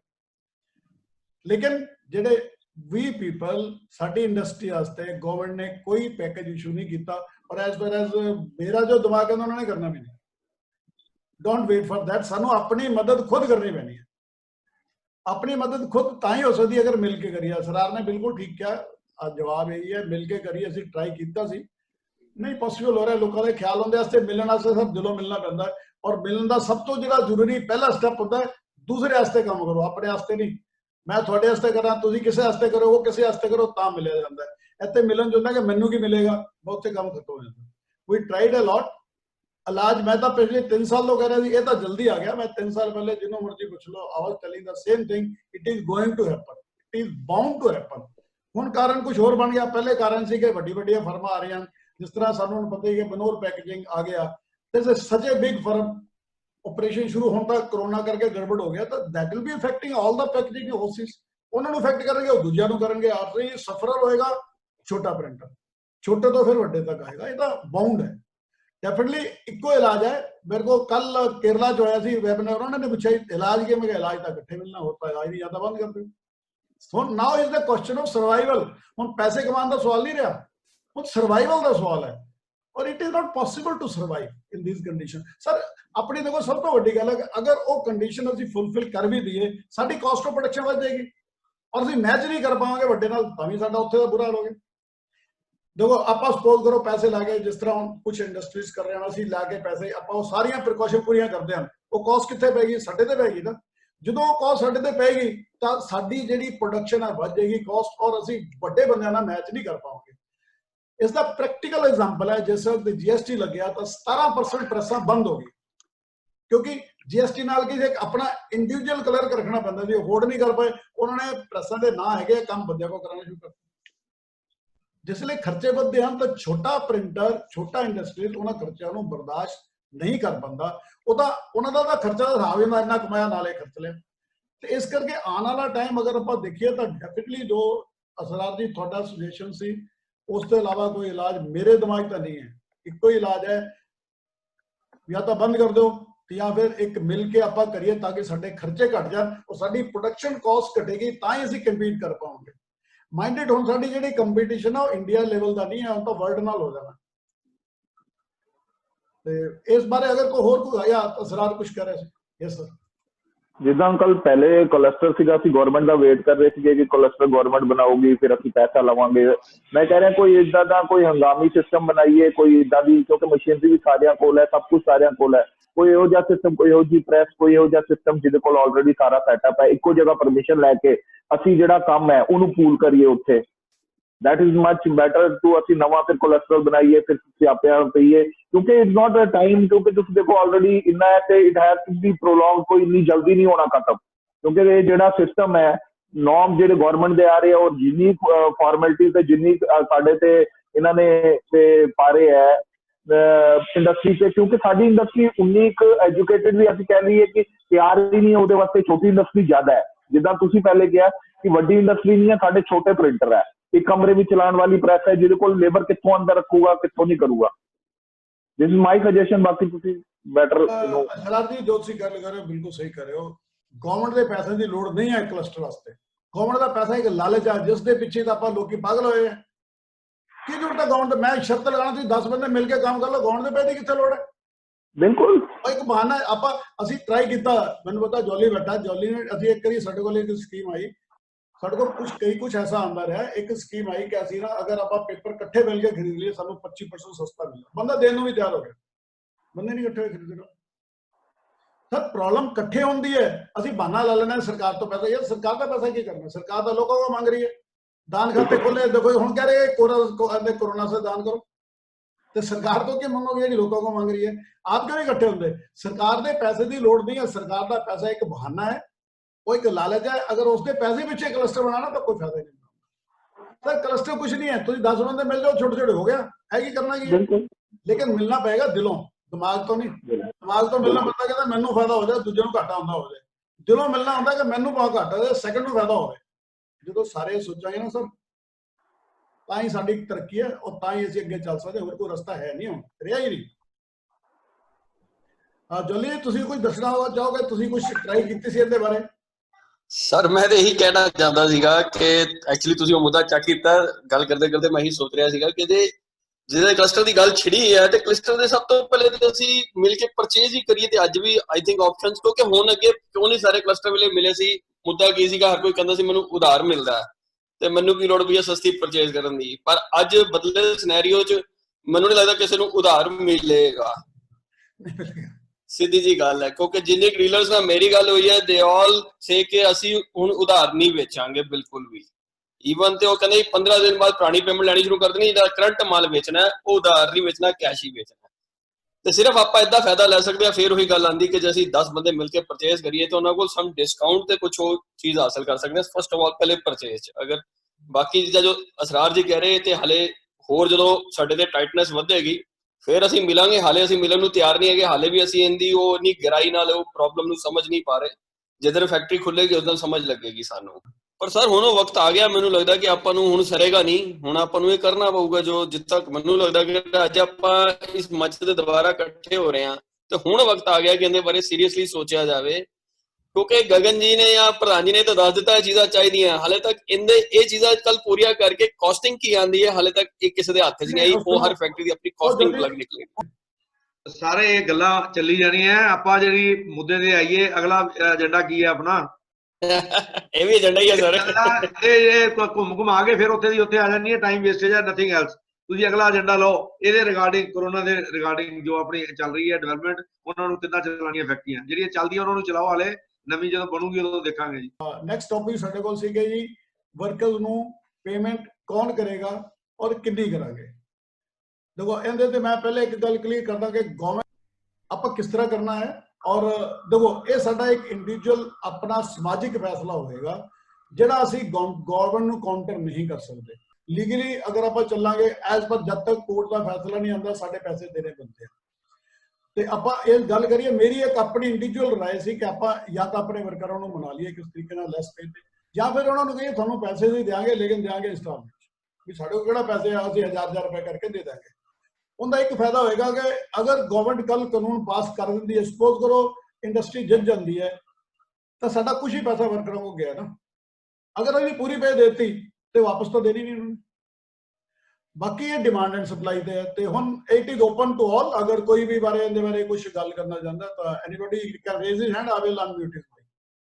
ਅੰਕਲ ਇਟ ਦਾ ਫॉर द ਫਰਸਟ ਟਾਈਮ ਕਿ ਅਸੀਂ ਇਹ ਫੇਸ ਕਰ ਰਹੇ ਹਾਂ, ਬਟ ਜਦੋਂ ਸ੍ਰੀਨਗਰ JNK ਵਿੱਚ 370 ਲੱਗਿਆ ਉੱਥੇ ਸਾਰੀ ਇੰਡਸਟਰੀ ਬੰਦ ਹੋ ਗਈ।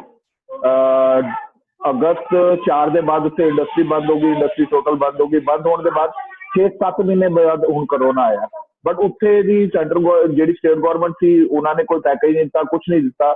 ਉਧਰ ਦੀ ਜਿਹੜੀ ਐਸੋਸੀਏਸ਼ਨ ਸੀ ਉਹਨਾਂ ਨੇ ਕੀ ਫੈਸਲਾ ਕੀਤਾ ਜਿੱਦਾਂ ਹੁਣ ਇੱਥੇ ਹੈ, it is up to you what you have to do, ਕਿਉਂਕਿ ਗਵਰਨਮੈਂਟ ਨੇ ਕੋਈ ਸਪੋਰਟ ਨਹੀਂ ਕਰਨਾ ਨਾ ਗਵਰਨਮੈਂਟ ਕਹਿੰਦੀ ਹੈ ਪੈਸੇ ਦਿਓ, ਗਵਰਨਮੈਂਟ ਦਾ ਕੰਮ ਤੇ ਇਹੀ ਹੈ। ਉੱਥੇ ਕੀ ਉਹਨਾਂ ਨੇ ਕੀਤੀ, ਤੁਹਾਡੀ ਆਪ ਦੀ ਜਿਹੜੀ ਲੇਬਰ ਹੈ, ਲੇਬਰ ਨਾਲ ਤੁਹਾਡੀ ਮਿਊਚੁਅਲ ਅੰਡਰਸਟੈਂਡਿੰਗ ਕਿੱਦਾਂ ਦੀ ਹੈ ਤੇ ਇੰਡਸਟਰੀ ਤੁਹਾਡੀ ਤੁਸੀਂ ਉਹਨਾਂ ਨੂੰ 50% ਤੇ ਮਿਲਾ ਲੈਂਦੇ ਹੋ, ਕੀ ਲੈ ਕਰਦੇ ਹੋ instalment linger, you have to just linger it, there is no other option. ਅੱਜ ਜੋ ਸਾਨੂੰ ਅਗਰ ਉਹ ਜਿਹੜਾ ਵੀਡੀਓ ਮੈਂ ਤੁਹਾਨੂੰ ਦਿਖਾਇਆ ਅਗਰ ਉਹ ਸੱਚ ਹੈ ਤਾਂ ਸਾਡੇ ਵਾਸਤੇ ਬਹੁਤ ਵੱਡੀ ਰਿਲੀਫ ਹੈ ਕਿ FIR ਨਹੀਂ ਹੋਏਗੀ। ਅਗਰ ਆਪਾਂ ਪੇਮੈਂਟ ਨਹੀਂ ਕਰਦੇ ਤਾਂ ਆਪਾਂ ਵਰਕਰ ਨੂੰ ਕਹਿ ਸਕਦੇ ਤੂੰ ਲੱਲਾ ਜਾ ਕੇ ਮੋਦੀ ਕੋਲ ਲੱਲਾ ਫਿਰ ਜਾ ਕੇ, ਮਤਲਬ ਆਈ ਮੀਨ ਟੂ ਸੇ ਅਗਰ ਉਹ ਸੱਚ ਹੈ। ਮੈਨੂੰ ਉਹਦੀ ਕਿਉਂਕਿ ਆਥੈਂਟਿਸਿਟੀ ਮੈਨੂੰ ਨਹੀਂ ਮਿਲ ਰਹੀ, ਮੈਂ ਵੈਬਸਾਈਟ ਤੇ ਕਾਫੀ ਸਰਚ ਕੀਤਾ।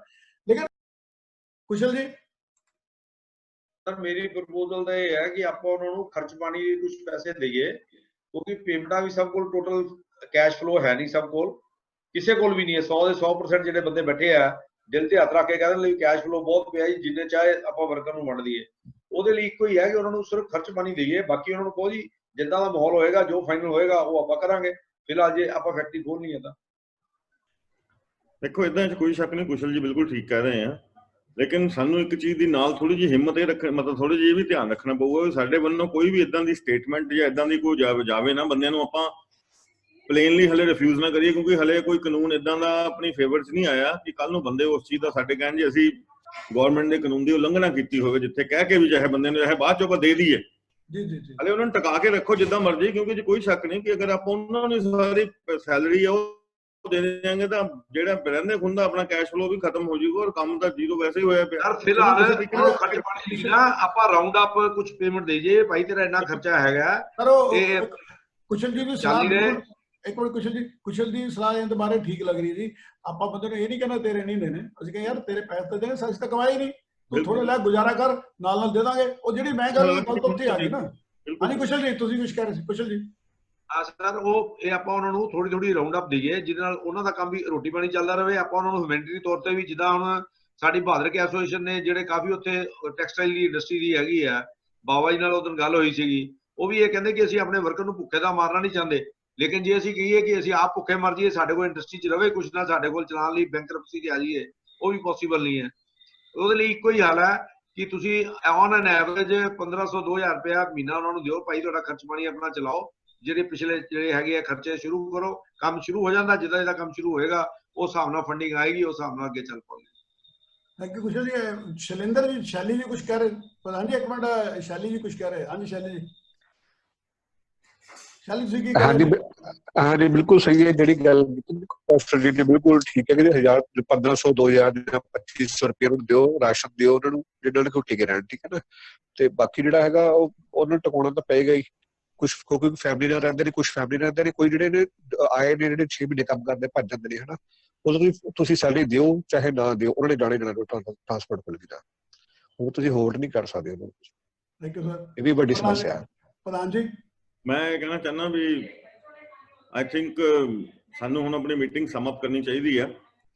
ਆਈ ਥਿੰਕ ਆਪਣੇ ਇਸ਼ੂ ਬਹੁਤ ਨੇ। ਸਭ ਤੋਂ ਵੱਡਾ ਇਸ਼ੂ ਇਹੀ ਹੈ ਕਿ ਪ੍ਰੈਜ਼ੈਂਟ ਨੂੰ ਪਹਿਲਾਂ ਤਾਂ ਕਿੱਦਾਂ ਆਪਾਂ ਫਾਈਟ ਆਊਟ ਕਰਨਾ, ਕੀ ਪ੍ਰੀਕਾਸ਼ਨਸ ਨੇ, ਕੀ ਆਪਣੇ ਕੋਲੇ ਉਹਦੇ ਅਰੇਂਜਮੈਂਟ ਨੇ। ਸਭ ਤੋਂ ਵੱਡਾ ਖਤਰਾ ਹੈਗਾ ਫਿਊਚਰ, ਕਿ ਸਰਵਾਈਵਲ ਐਂਡ ਰਿਵਾਈਵਲ, ਇਹ ਦੋਨੇ ਚੀਜ਼ਾਂ ਮੁਸ਼ਕਿਲ ਹੋ ਜਾਣਗੀਆਂ।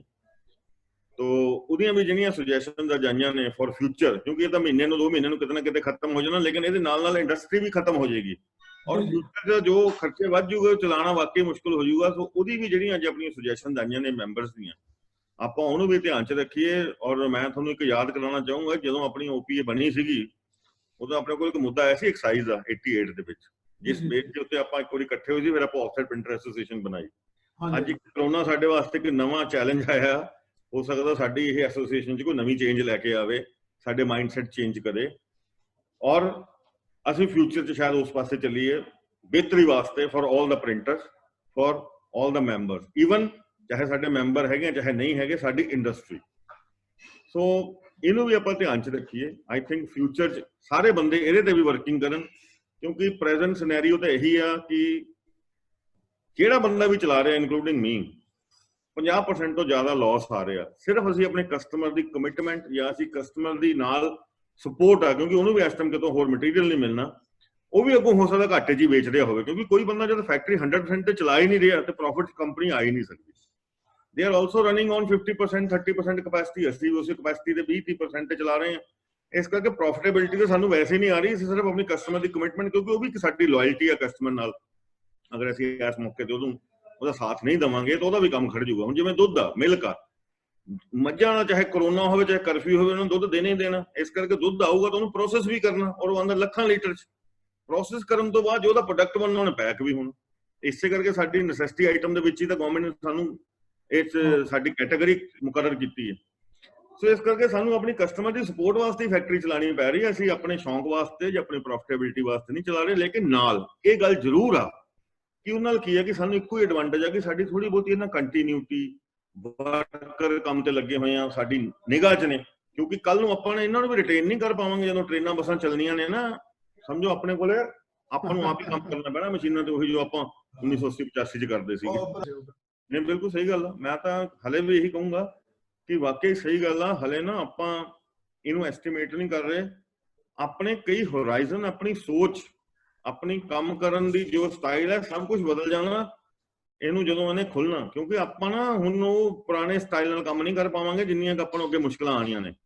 ਸੋ ਇਸ ਕਰਕੇ ਆਪਾਂ ਨੂੰ ਉਹਦੇ ਵੀ ਹੱਲ ਲੱਭਣੇ ਪੈਣਗੇ ਔਨ ਐਸੋਸੀਏਸ਼ਨ ਲੈਵਲ। ਜੇ ਕਿਸੇ ਬੰਦੇ ਕੋਲ ਬੈਟਰ ਸੁਜੈਸ਼ਨ ਹੈ ਕਿ ਕਿੱਦਾਂ ਹੋ ਸਕਦਾ ਵੀ ਜੀਣਾ ਤਾਂ ਹਰ ਬੰਦੇ ਨਹੀਂ ਆ, ਇਸ ਕਰਕੇ ਆਪਾਂ ਨੂੰ ਉਹਦੇ ਵੀ ਹੋਰਾਈਜ਼ਨ, ਉਹਦੇ ਵੀ ਮਤਲਬ ਸਮਝੋ ਸੋਲੂਸ਼ਨਸ ਢੂੰਡਣੇ ਪੈਣਗੇ ਕਿ ਉਸ ਤੋਂ ਬਾਅਦ ਕਿੱਦਾਂ ਕਰਨਾ। ਇਹ ਤਾਂ ਚਲੋ ਮੁਸੀਬਤ ਹੋਰ 15 ਦਿਨ ਦੀ ਹੈ, 20 ਦਿਨ ਦੀ ਹੈ, ਮਹੀਨੇ ਦੀ ਹੈ। ਐਂਡ ਆਫ ਦਾ ਡੇ ਜਦੋਂ ਆਪਾਂ ਨੂੰ ਦੁਬਾਰਾ ਲਿਆਣਾ ਹੈ ਆਪਣੇ ਉੱਤੇ, ਜਿੰਨੇ ਕਰਜ਼ੇ, ਜਿੰਨੀ ਗਵਰਨਮੈਂਟ ਦੀ ਦੇਣਦਾਰੀ, ਗਵਰਨਮੈਂਟ ਨੇ ਥੋੜਾ ਛੱਡ ਦੇਣੀ ਹੈ। ਇਸ ਕਰਕੇ ਸਾਨੂੰ ਆਪਣਾ ਧਿਆਨ ਵੀ ਖੁਦ ਰੱਖਣਾ ਪਊਗਾ, ਬਿਲਕੁਲ ਆਪਣੇ ਆਪ ਨੂੰ ਬਚਾਉਣਾ ਵੀ ਖੁਦ ਪਊਗਾ, ਅੱਗੇ ਕਿੱਦਾਂ ਚੱਲਣਾ ਇਹਦਾ ਵੀ ਸੋਚਣਾ ਪਊਗਾ। ਹੁਣ ਸਾਰਾ ਜ਼ੋਰ ਉਹਦੇ ਤੇ ਲਾਓ। ਕੰਮਕਾਰ ਤਾਂ ਠੀਕ ਹੈ, ਜਿੰਨਾ ਕਿ ਚੱਲਦਾ ਆਪਾਂ ਚਲਾ ਰਹੇ ਹਾਂ, ਬਿਕੋਜ਼ ਆਪਣੀ ਕਸਟਮਰ ਦੀ ਰਿਕੁਆਇਰਮੈਂਟ ਹੈਗੀ ਆ, ਆਪਾਂ ਨੂੰ ਪੂਰੀ ਕਰਨੀ ਪੈ ਰਹੀ ਹੈ। ਹਾਂਜੀ ਸਰ ਇਸ ਤਰ੍ਹਾਂ ਸੀਗਾ ਕਿ ਜੇ ਸਪੋਜ਼ ਕੋਲ 2-3 ਬੰਦੇ ਨਾਲ ਆਪਾਂ, ਮੇਰੇ ਕੋਲ ਸਪੇਸ ਵੀ ਹੈਗੀ ਹੈ, ਡਿਸਟੈਂਸ ਵੀ ਮੇਨਟੇਨ ਕਰ ਸਕਦੇ, ਲੇਕਿਨ ਨਾ ਪਰਮਿਸ਼ਨ ਆਨਲਾਈਨ ਬੰਦ ਹੋ ਗਈ ਹੈ। ਨਹੀਂ ਸਰ, ਆਨਲਾਈਨ ਪਰਮਿਸ਼ਨ ਨਹੀਂ ਆਨਲਾਈਨ ਮੇਰੀ ਕੱਲ ਹੀ ਖਦਾਈ ਦਾ ਗੱਲ ਹੋਈ, ਆਨਲਾਈਨ ਪਰਮਿਸ਼ਨ ਮਿਲਦੀ ਹੈ। ਲੇਕਿਨ ਹੋਇਆ ਕਿ ਜੋ ਇੱਕ ਚੱਕਰ ਕਿ ਹੋਇਆਗਾ, ਪਿਛਲੇ ਦਿਨਾਂ ਕੁਝ ਗਲਤ ਪਰਮਿਸ਼ਨਾਂ ਗਲਤੀ ਨਾਲ ਜਾਂ ਇਸ਼ੂ ਹੋ ਗਈਆਂ, ਤਾਂ ਲੋਕਾਂ ਨੇ ਖੁਦ ਹੀ ਸਾਡੇ ਜੋ ਸ਼ਿਕਾਇਤ ਕਰਤੀ, ਮਤਲਬ ਇੰਡਸਟਰੀ ਵਾਲਿਆਂ ਨੇ, ਇਹਦੀ ਇੰਡਸਟਰੀ ਕਿੱਦਾਂ ਖੁੱਲ ਗਈ, ਔਰ ਉਹਨਾਂ ਦੀ ਬੜੀ ਖਿਚਾਈ ਹੋਈ। ਪਰਮਿਸ਼ਨਾਂ ਹੁਣ ਵੀ ਮਿਲ ਰਹੀਆਂ, ਥੋੜੀ ਜਿਹੀ ਸਖਤੀ ਹੋ ਗਈ ਹੈ। ਜੇ ਤੁਹਾਨੂੰ ਪਰਮਿਸ਼ਨ ਦੀ ਪ੍ਰੋਬਲਮ ਹੈ ਤੁਸੀਂ ਕੰਟੈਕਟ ਕਰ ਲੈਣਾ, ਮੈਂ ਤੁਹਾਨੂੰ ਪਰਮਿਸ਼ਨ ਦੇ ਦੂੰਗਾ। ਲੇਕਿਨ ਸਭ ਤੋਂ ਪਹਿਲੀ ਗੱਲ, ਉਹ ਪ੍ਰੀਕਾਸ਼ਨ ਤੁਹਾਨੂੰ ਅਡਾਪਟ ਕਰਨੀਆਂ ਹੀ ਪੈਣਗੀਆਂ, ਤੁਹਾਨੂੰ ਲਿਖ ਕੇ ਦੇਣਾ ਪਏਗਾ। ਬਿਲਕੁਲ ਸਰ, ਬਿਲਕੁਲ ਕਰਾਂਗਾ, ਬਿਲਕੁਲ ਕਰਾਂਗਾ। ਮੇਰੇ ਕੋਲ ਸਪੇਸ ਵੀ ਹੈਗੇ। 2 ਸ਼ਰਤਾਂ, ਤੁਹਾਡੀ ਫੈਕਟਰੀ ਚ ਹੋਣੀ ਚਾਹੀਦੀ, ਇੰਡਸਟਰੀ ਚ ਹੋਣੀ ਚਾਹੀਦੀ ਹੈ, ਫੋਕਲ ਪੁਆਇੰਟ ਹੋਣੀ ਚਾਹੀਦੀ ਹੈ, ਜਾਂ ਸ਼ਹਿਰ ਤੋਂ ਬਾਹਰ ਹੋਣੀ ਚਾਹੀਦੀ ਹੈ। ਸ਼ਹਿਰ ਤੋਂ ਬਾਹਰ ਨਹੀਂ, ਸ਼ਹਿਰ ਤੋਂ ਅੰਦਰ ਹੈ। ਅਗਰ ਸ਼ਹਿਰ ਦੇ ਅੰਦਰ ਹੈ ਤਾਂ ਤੁਸੀਂ ਕੋਈ ਐਸਾ ਕੰਮ ਕਰ ਰਹੇ ਹੋ ਜਿਹੜਾ ਕਿ ਨੈਸੈਸਿਟੀ ਆਈਟਮ ਹੈ। ਹਾਂਜੀ, ਐਸੈਂਸ਼ੀਅਲ ਆਈਟਮ ਦਾ ਕਰਾਂ। ਨਹੀਂ, ਐਸੈਂਸ਼ੀਅਲ ਆਈਟਮ ਜਿਹੜਾ ਬਣਵਾ ਰਿਹਾ ਉਹ ਲਿਖ ਕੇ ਦੇਗਾ। ਪ੍ਰੋਸੀਜਰ ਕੀ ਸਮਝ ਲਓ, ਐਸੈਂਸ਼ੀਅਲ ਆਈਟਮ ਜਿਹੜਾ ਤੁਹਾਡੇ ਕੋਲ ਕੋਈ ਬੰਦਾ ਬਣਵਾ ਰਿਹਾ, ਸਪੋਜ਼ ਕਰੋ ਕੋਈ ਬੰਦਾ ਤੁਹਾਡੇ ਕੋਲ ਦਵਾਈ ਦਾ ਡੱਬਾ ਬਣਵਾ ਰਿਹਾ ਔਰ ਦਵਾਈ ਐਸੈਂਸ਼ੀਅਲ ਹੈ, ਉਹ ਤੁਹਾਨੂੰ ਲਿਖ ਕੇ ਦੇਗਾ ਵੀ ਉਹ ਜਨਮ ਦੇ ਡੀਐਸਸੀ ਨੂੰ ਲਿਖੇਗਾ ਕਿ ਇਹ ਬੰਦਾ ਸ਼ੈਲੀ ਜੀ ਸਾਡਾ ਡੱਬਾ ਬਣਾ ਰਿਹਾ, ਮੈਨੂੰ ਇਹ ਡੱਬਾ ਚਾਹੀਦਾ ਹੈ, ਉਸ ਬੇਸ ਤੇ ਪਰਮਿਸ਼ਨ। ਤਾਂ ਅਸੀਂ ਅਖੀਰ ਮੁੱਦੇ ਤੇ ਪਹੁੰਚ ਗਏ। ਜਿਸ ਤਰ੍ਹਾਂ ਕਿ ਕੁਸ਼ਲ ਜੀ ਨੇ ਸਲਾਹ ਦਿੱਤੀ, ਬਹੁਤ ਅੱਛੀ ਸਲਾਹ ਹੈ ਕਿ ਅਸੀਂ ਨਾ ਤਾਂ ਵਰਕਰ ਦੇ ਨਾਲ ਕੋਈ ਐਜੀਟੇਸ਼ਨ ਮੁੱਲ ਲਈਏ, ਨਾ ਉਸ ਨਾਲ ਪੰਗਾ ਮੁੱਲ ਲਈਏ, ਉਸ ਨੂੰ ਸੈਟੀਸਫਾਈ ਰੱਖੋ ਟਿਲ ਕੋਈ ਗਵਰਨਮੈਂਟ ਦਾ ਫਾਈਨਲ ਡਿਸੀਜਨ ਆਉਂਦਾ ਹੈ। ਉਸ ਨੂੰ ਥੋੜਾ ਬਹੁਤ ਦੇ ਦਿਓ, ਉਹਨੂੰ ਕਹੋ ਯਾਰ ਅਸੀਂ ਕਿਹੜਾ ਕਮਾਇਆ, ਤੂੰ ਵੀ ਗੁਜ਼ਾਰਾ ਕਰ, ਅਸੀਂ ਵੀ ਗੁਜ਼ਾਰਾ ਕਰ ਰਹੇ ਹਾਂ। ਉਹਦੇ ਨਾਲ ਕੀ ਹੋਏਗਾ ਕਿ ਵੀ ਵਰਕਰ ਨੂੰ ਰਿਟੇਨ ਰੱਖੀਏ ਆਪਣੇ ਕੋਲ, ਤਾਂ ਕਿ ਸਾਡਾ ਵਰਕਰ ਕਿਸੇ ਵੀ ਹਾਲਤ ਅਗਰ ਛੱਡ ਗਿਆ ਤਾਂ ਸਾਡੀ ਕਮਾਈ ਬੰਦ ਹੋ ਜਾਏਗੀ। I think we are coming to this conclusion on the front of pay ਕਿ ਜਿੰਨਾ ਵੀ ਰੀਜ਼ਨਲ ਹੋਵੇ 2-2,500 500 ਜੋ ਵੀ ਤੁਹਾਨੂੰ ਠੀਕ ਲੱਗਦਾ ਬੰਦੇ ਨੂੰ ਦਿਓ, ਉਹਨੂੰ ਸੈਟੀਸਫਾਈ ਰੱਖੋ ਤਾਂ ਕਿ ਉਹ ਕਿਤੇ ਜਾਏ ਨਾ। ਔਰ ਜਿਸ ਵਕਤ ਵੀ ਅਗਰ ਗਵਰਨਮੈਂਟ ਦਾ, ਬਾਕੀ ਤਾਂ ਮੰਨਣਾ ਹੀ ਪਏਗਾ, ਅਗਰ ਗਵਰਨਮੈਂਟ ਦਾ ਫੈਸਲਾ ਆ ਜਾਂਦਾ ਕਿ ਨਹੀਂ ਤੁਹਾਨੂੰ ਦੇਣੇ ਹੀ ਪੈਣਗੇ ਤਾਂ ਦੇਣੇ ਹੀ ਪੈਣਗੇ, ਕੀ ਕਰ ਸਕਦੇ। ਹੋਰ ਕੋਈ ਕੁਝ ਪ੍ਰਧਾਨ ਜੀ ਕੁਝ ਕਹਿਣਾ ਸੀ?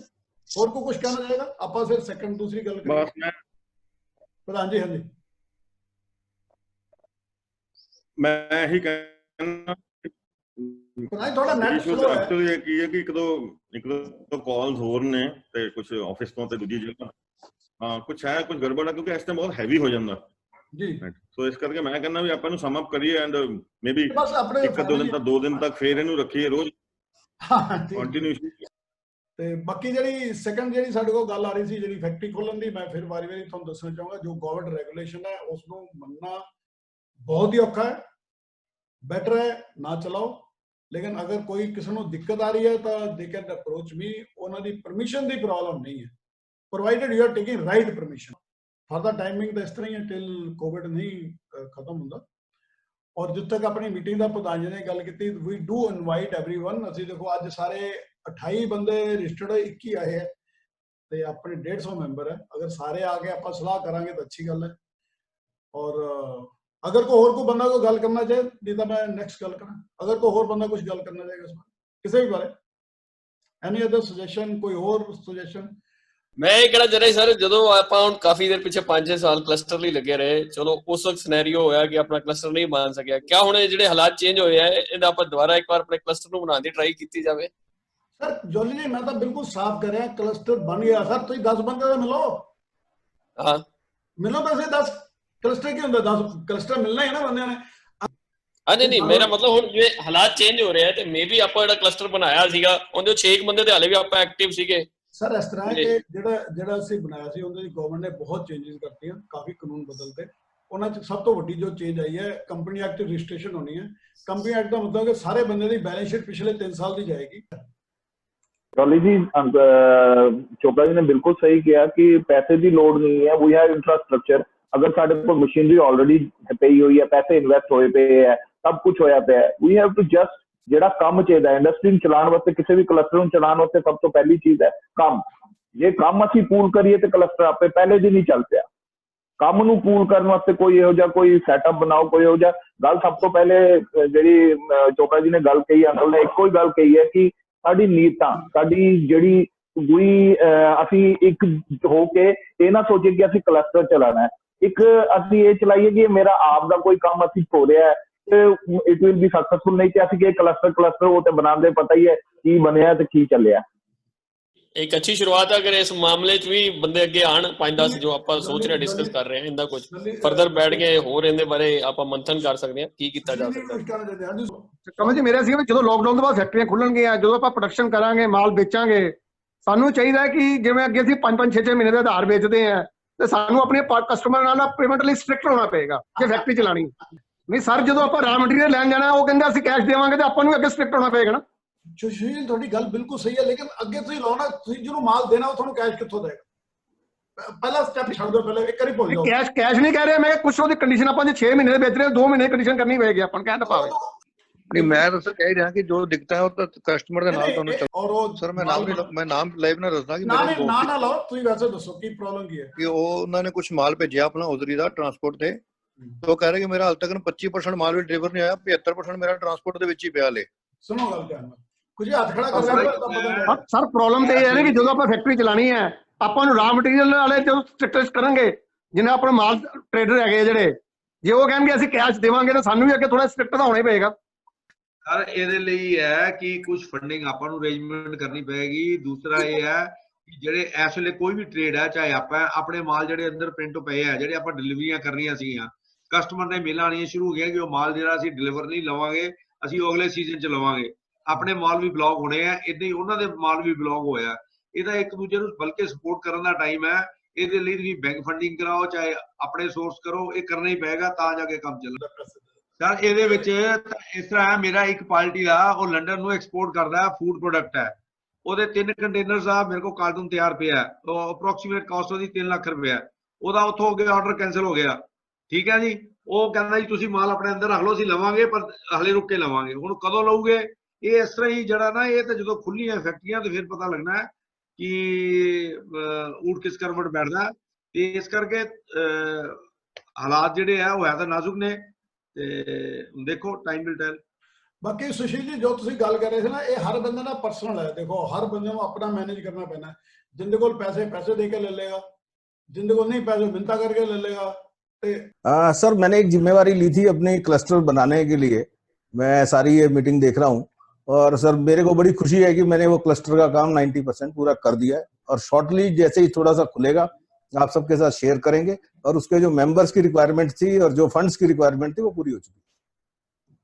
थैंक यू सर, बड़ी बहुत अच्छी बात है। तो मैं यही कहूंगा 2 दिन छੱਡ ਕੇ ਜੋ ਸਾਡੇ ਕੋਲ ਲੇਟੈਸਟ ਇਨਫੋਰਮੇਸ਼ਨ ਆਉਂਦੀ ਹੈ ਥਰੂ ਐਸੋਸੀਏਸ਼ਨਸ, ਥਰੂ ਜਿਹੜੀਆਂ ਗਵਰਨਮੈਂਟ ਨੇ ਬਾਡੀਜ਼ ਬਣਾਈਆਂ ਨੇ, ਜਾਂ ਕੋਈ ਵੀ ਸਾਡੇ ਹਿੱਸੇ 'ਚ ਕੋਈ ਇਦਾਂ ਦਾ ਨੌਲੇਜ ਆਉਂਦੀ ਹੈ, ਮਤਲਬ ਸਾਡੀ ਨੌਲੇਜ 'ਚ ਕੋਈ ਚੀਜ਼ ਆਉਂਦੀ ਹੈ ਤੇ ਆਪਾਂ ਨੂੰ ਸ਼ੇਅਰ ਕਰੀਏ। ਬਾਕੀ no doubt future is full of challenges ਔਰ ਡਿਫਰੈਂਟ ਕਿਸਮ ਦੇ ਚੈਲੰਜ ਹੋਣਗੇ, ਆਪਾਂ ਉਹਦੇ ਤੇ ਜ਼ਿਆਦਾ ਸੋਚੀਏ।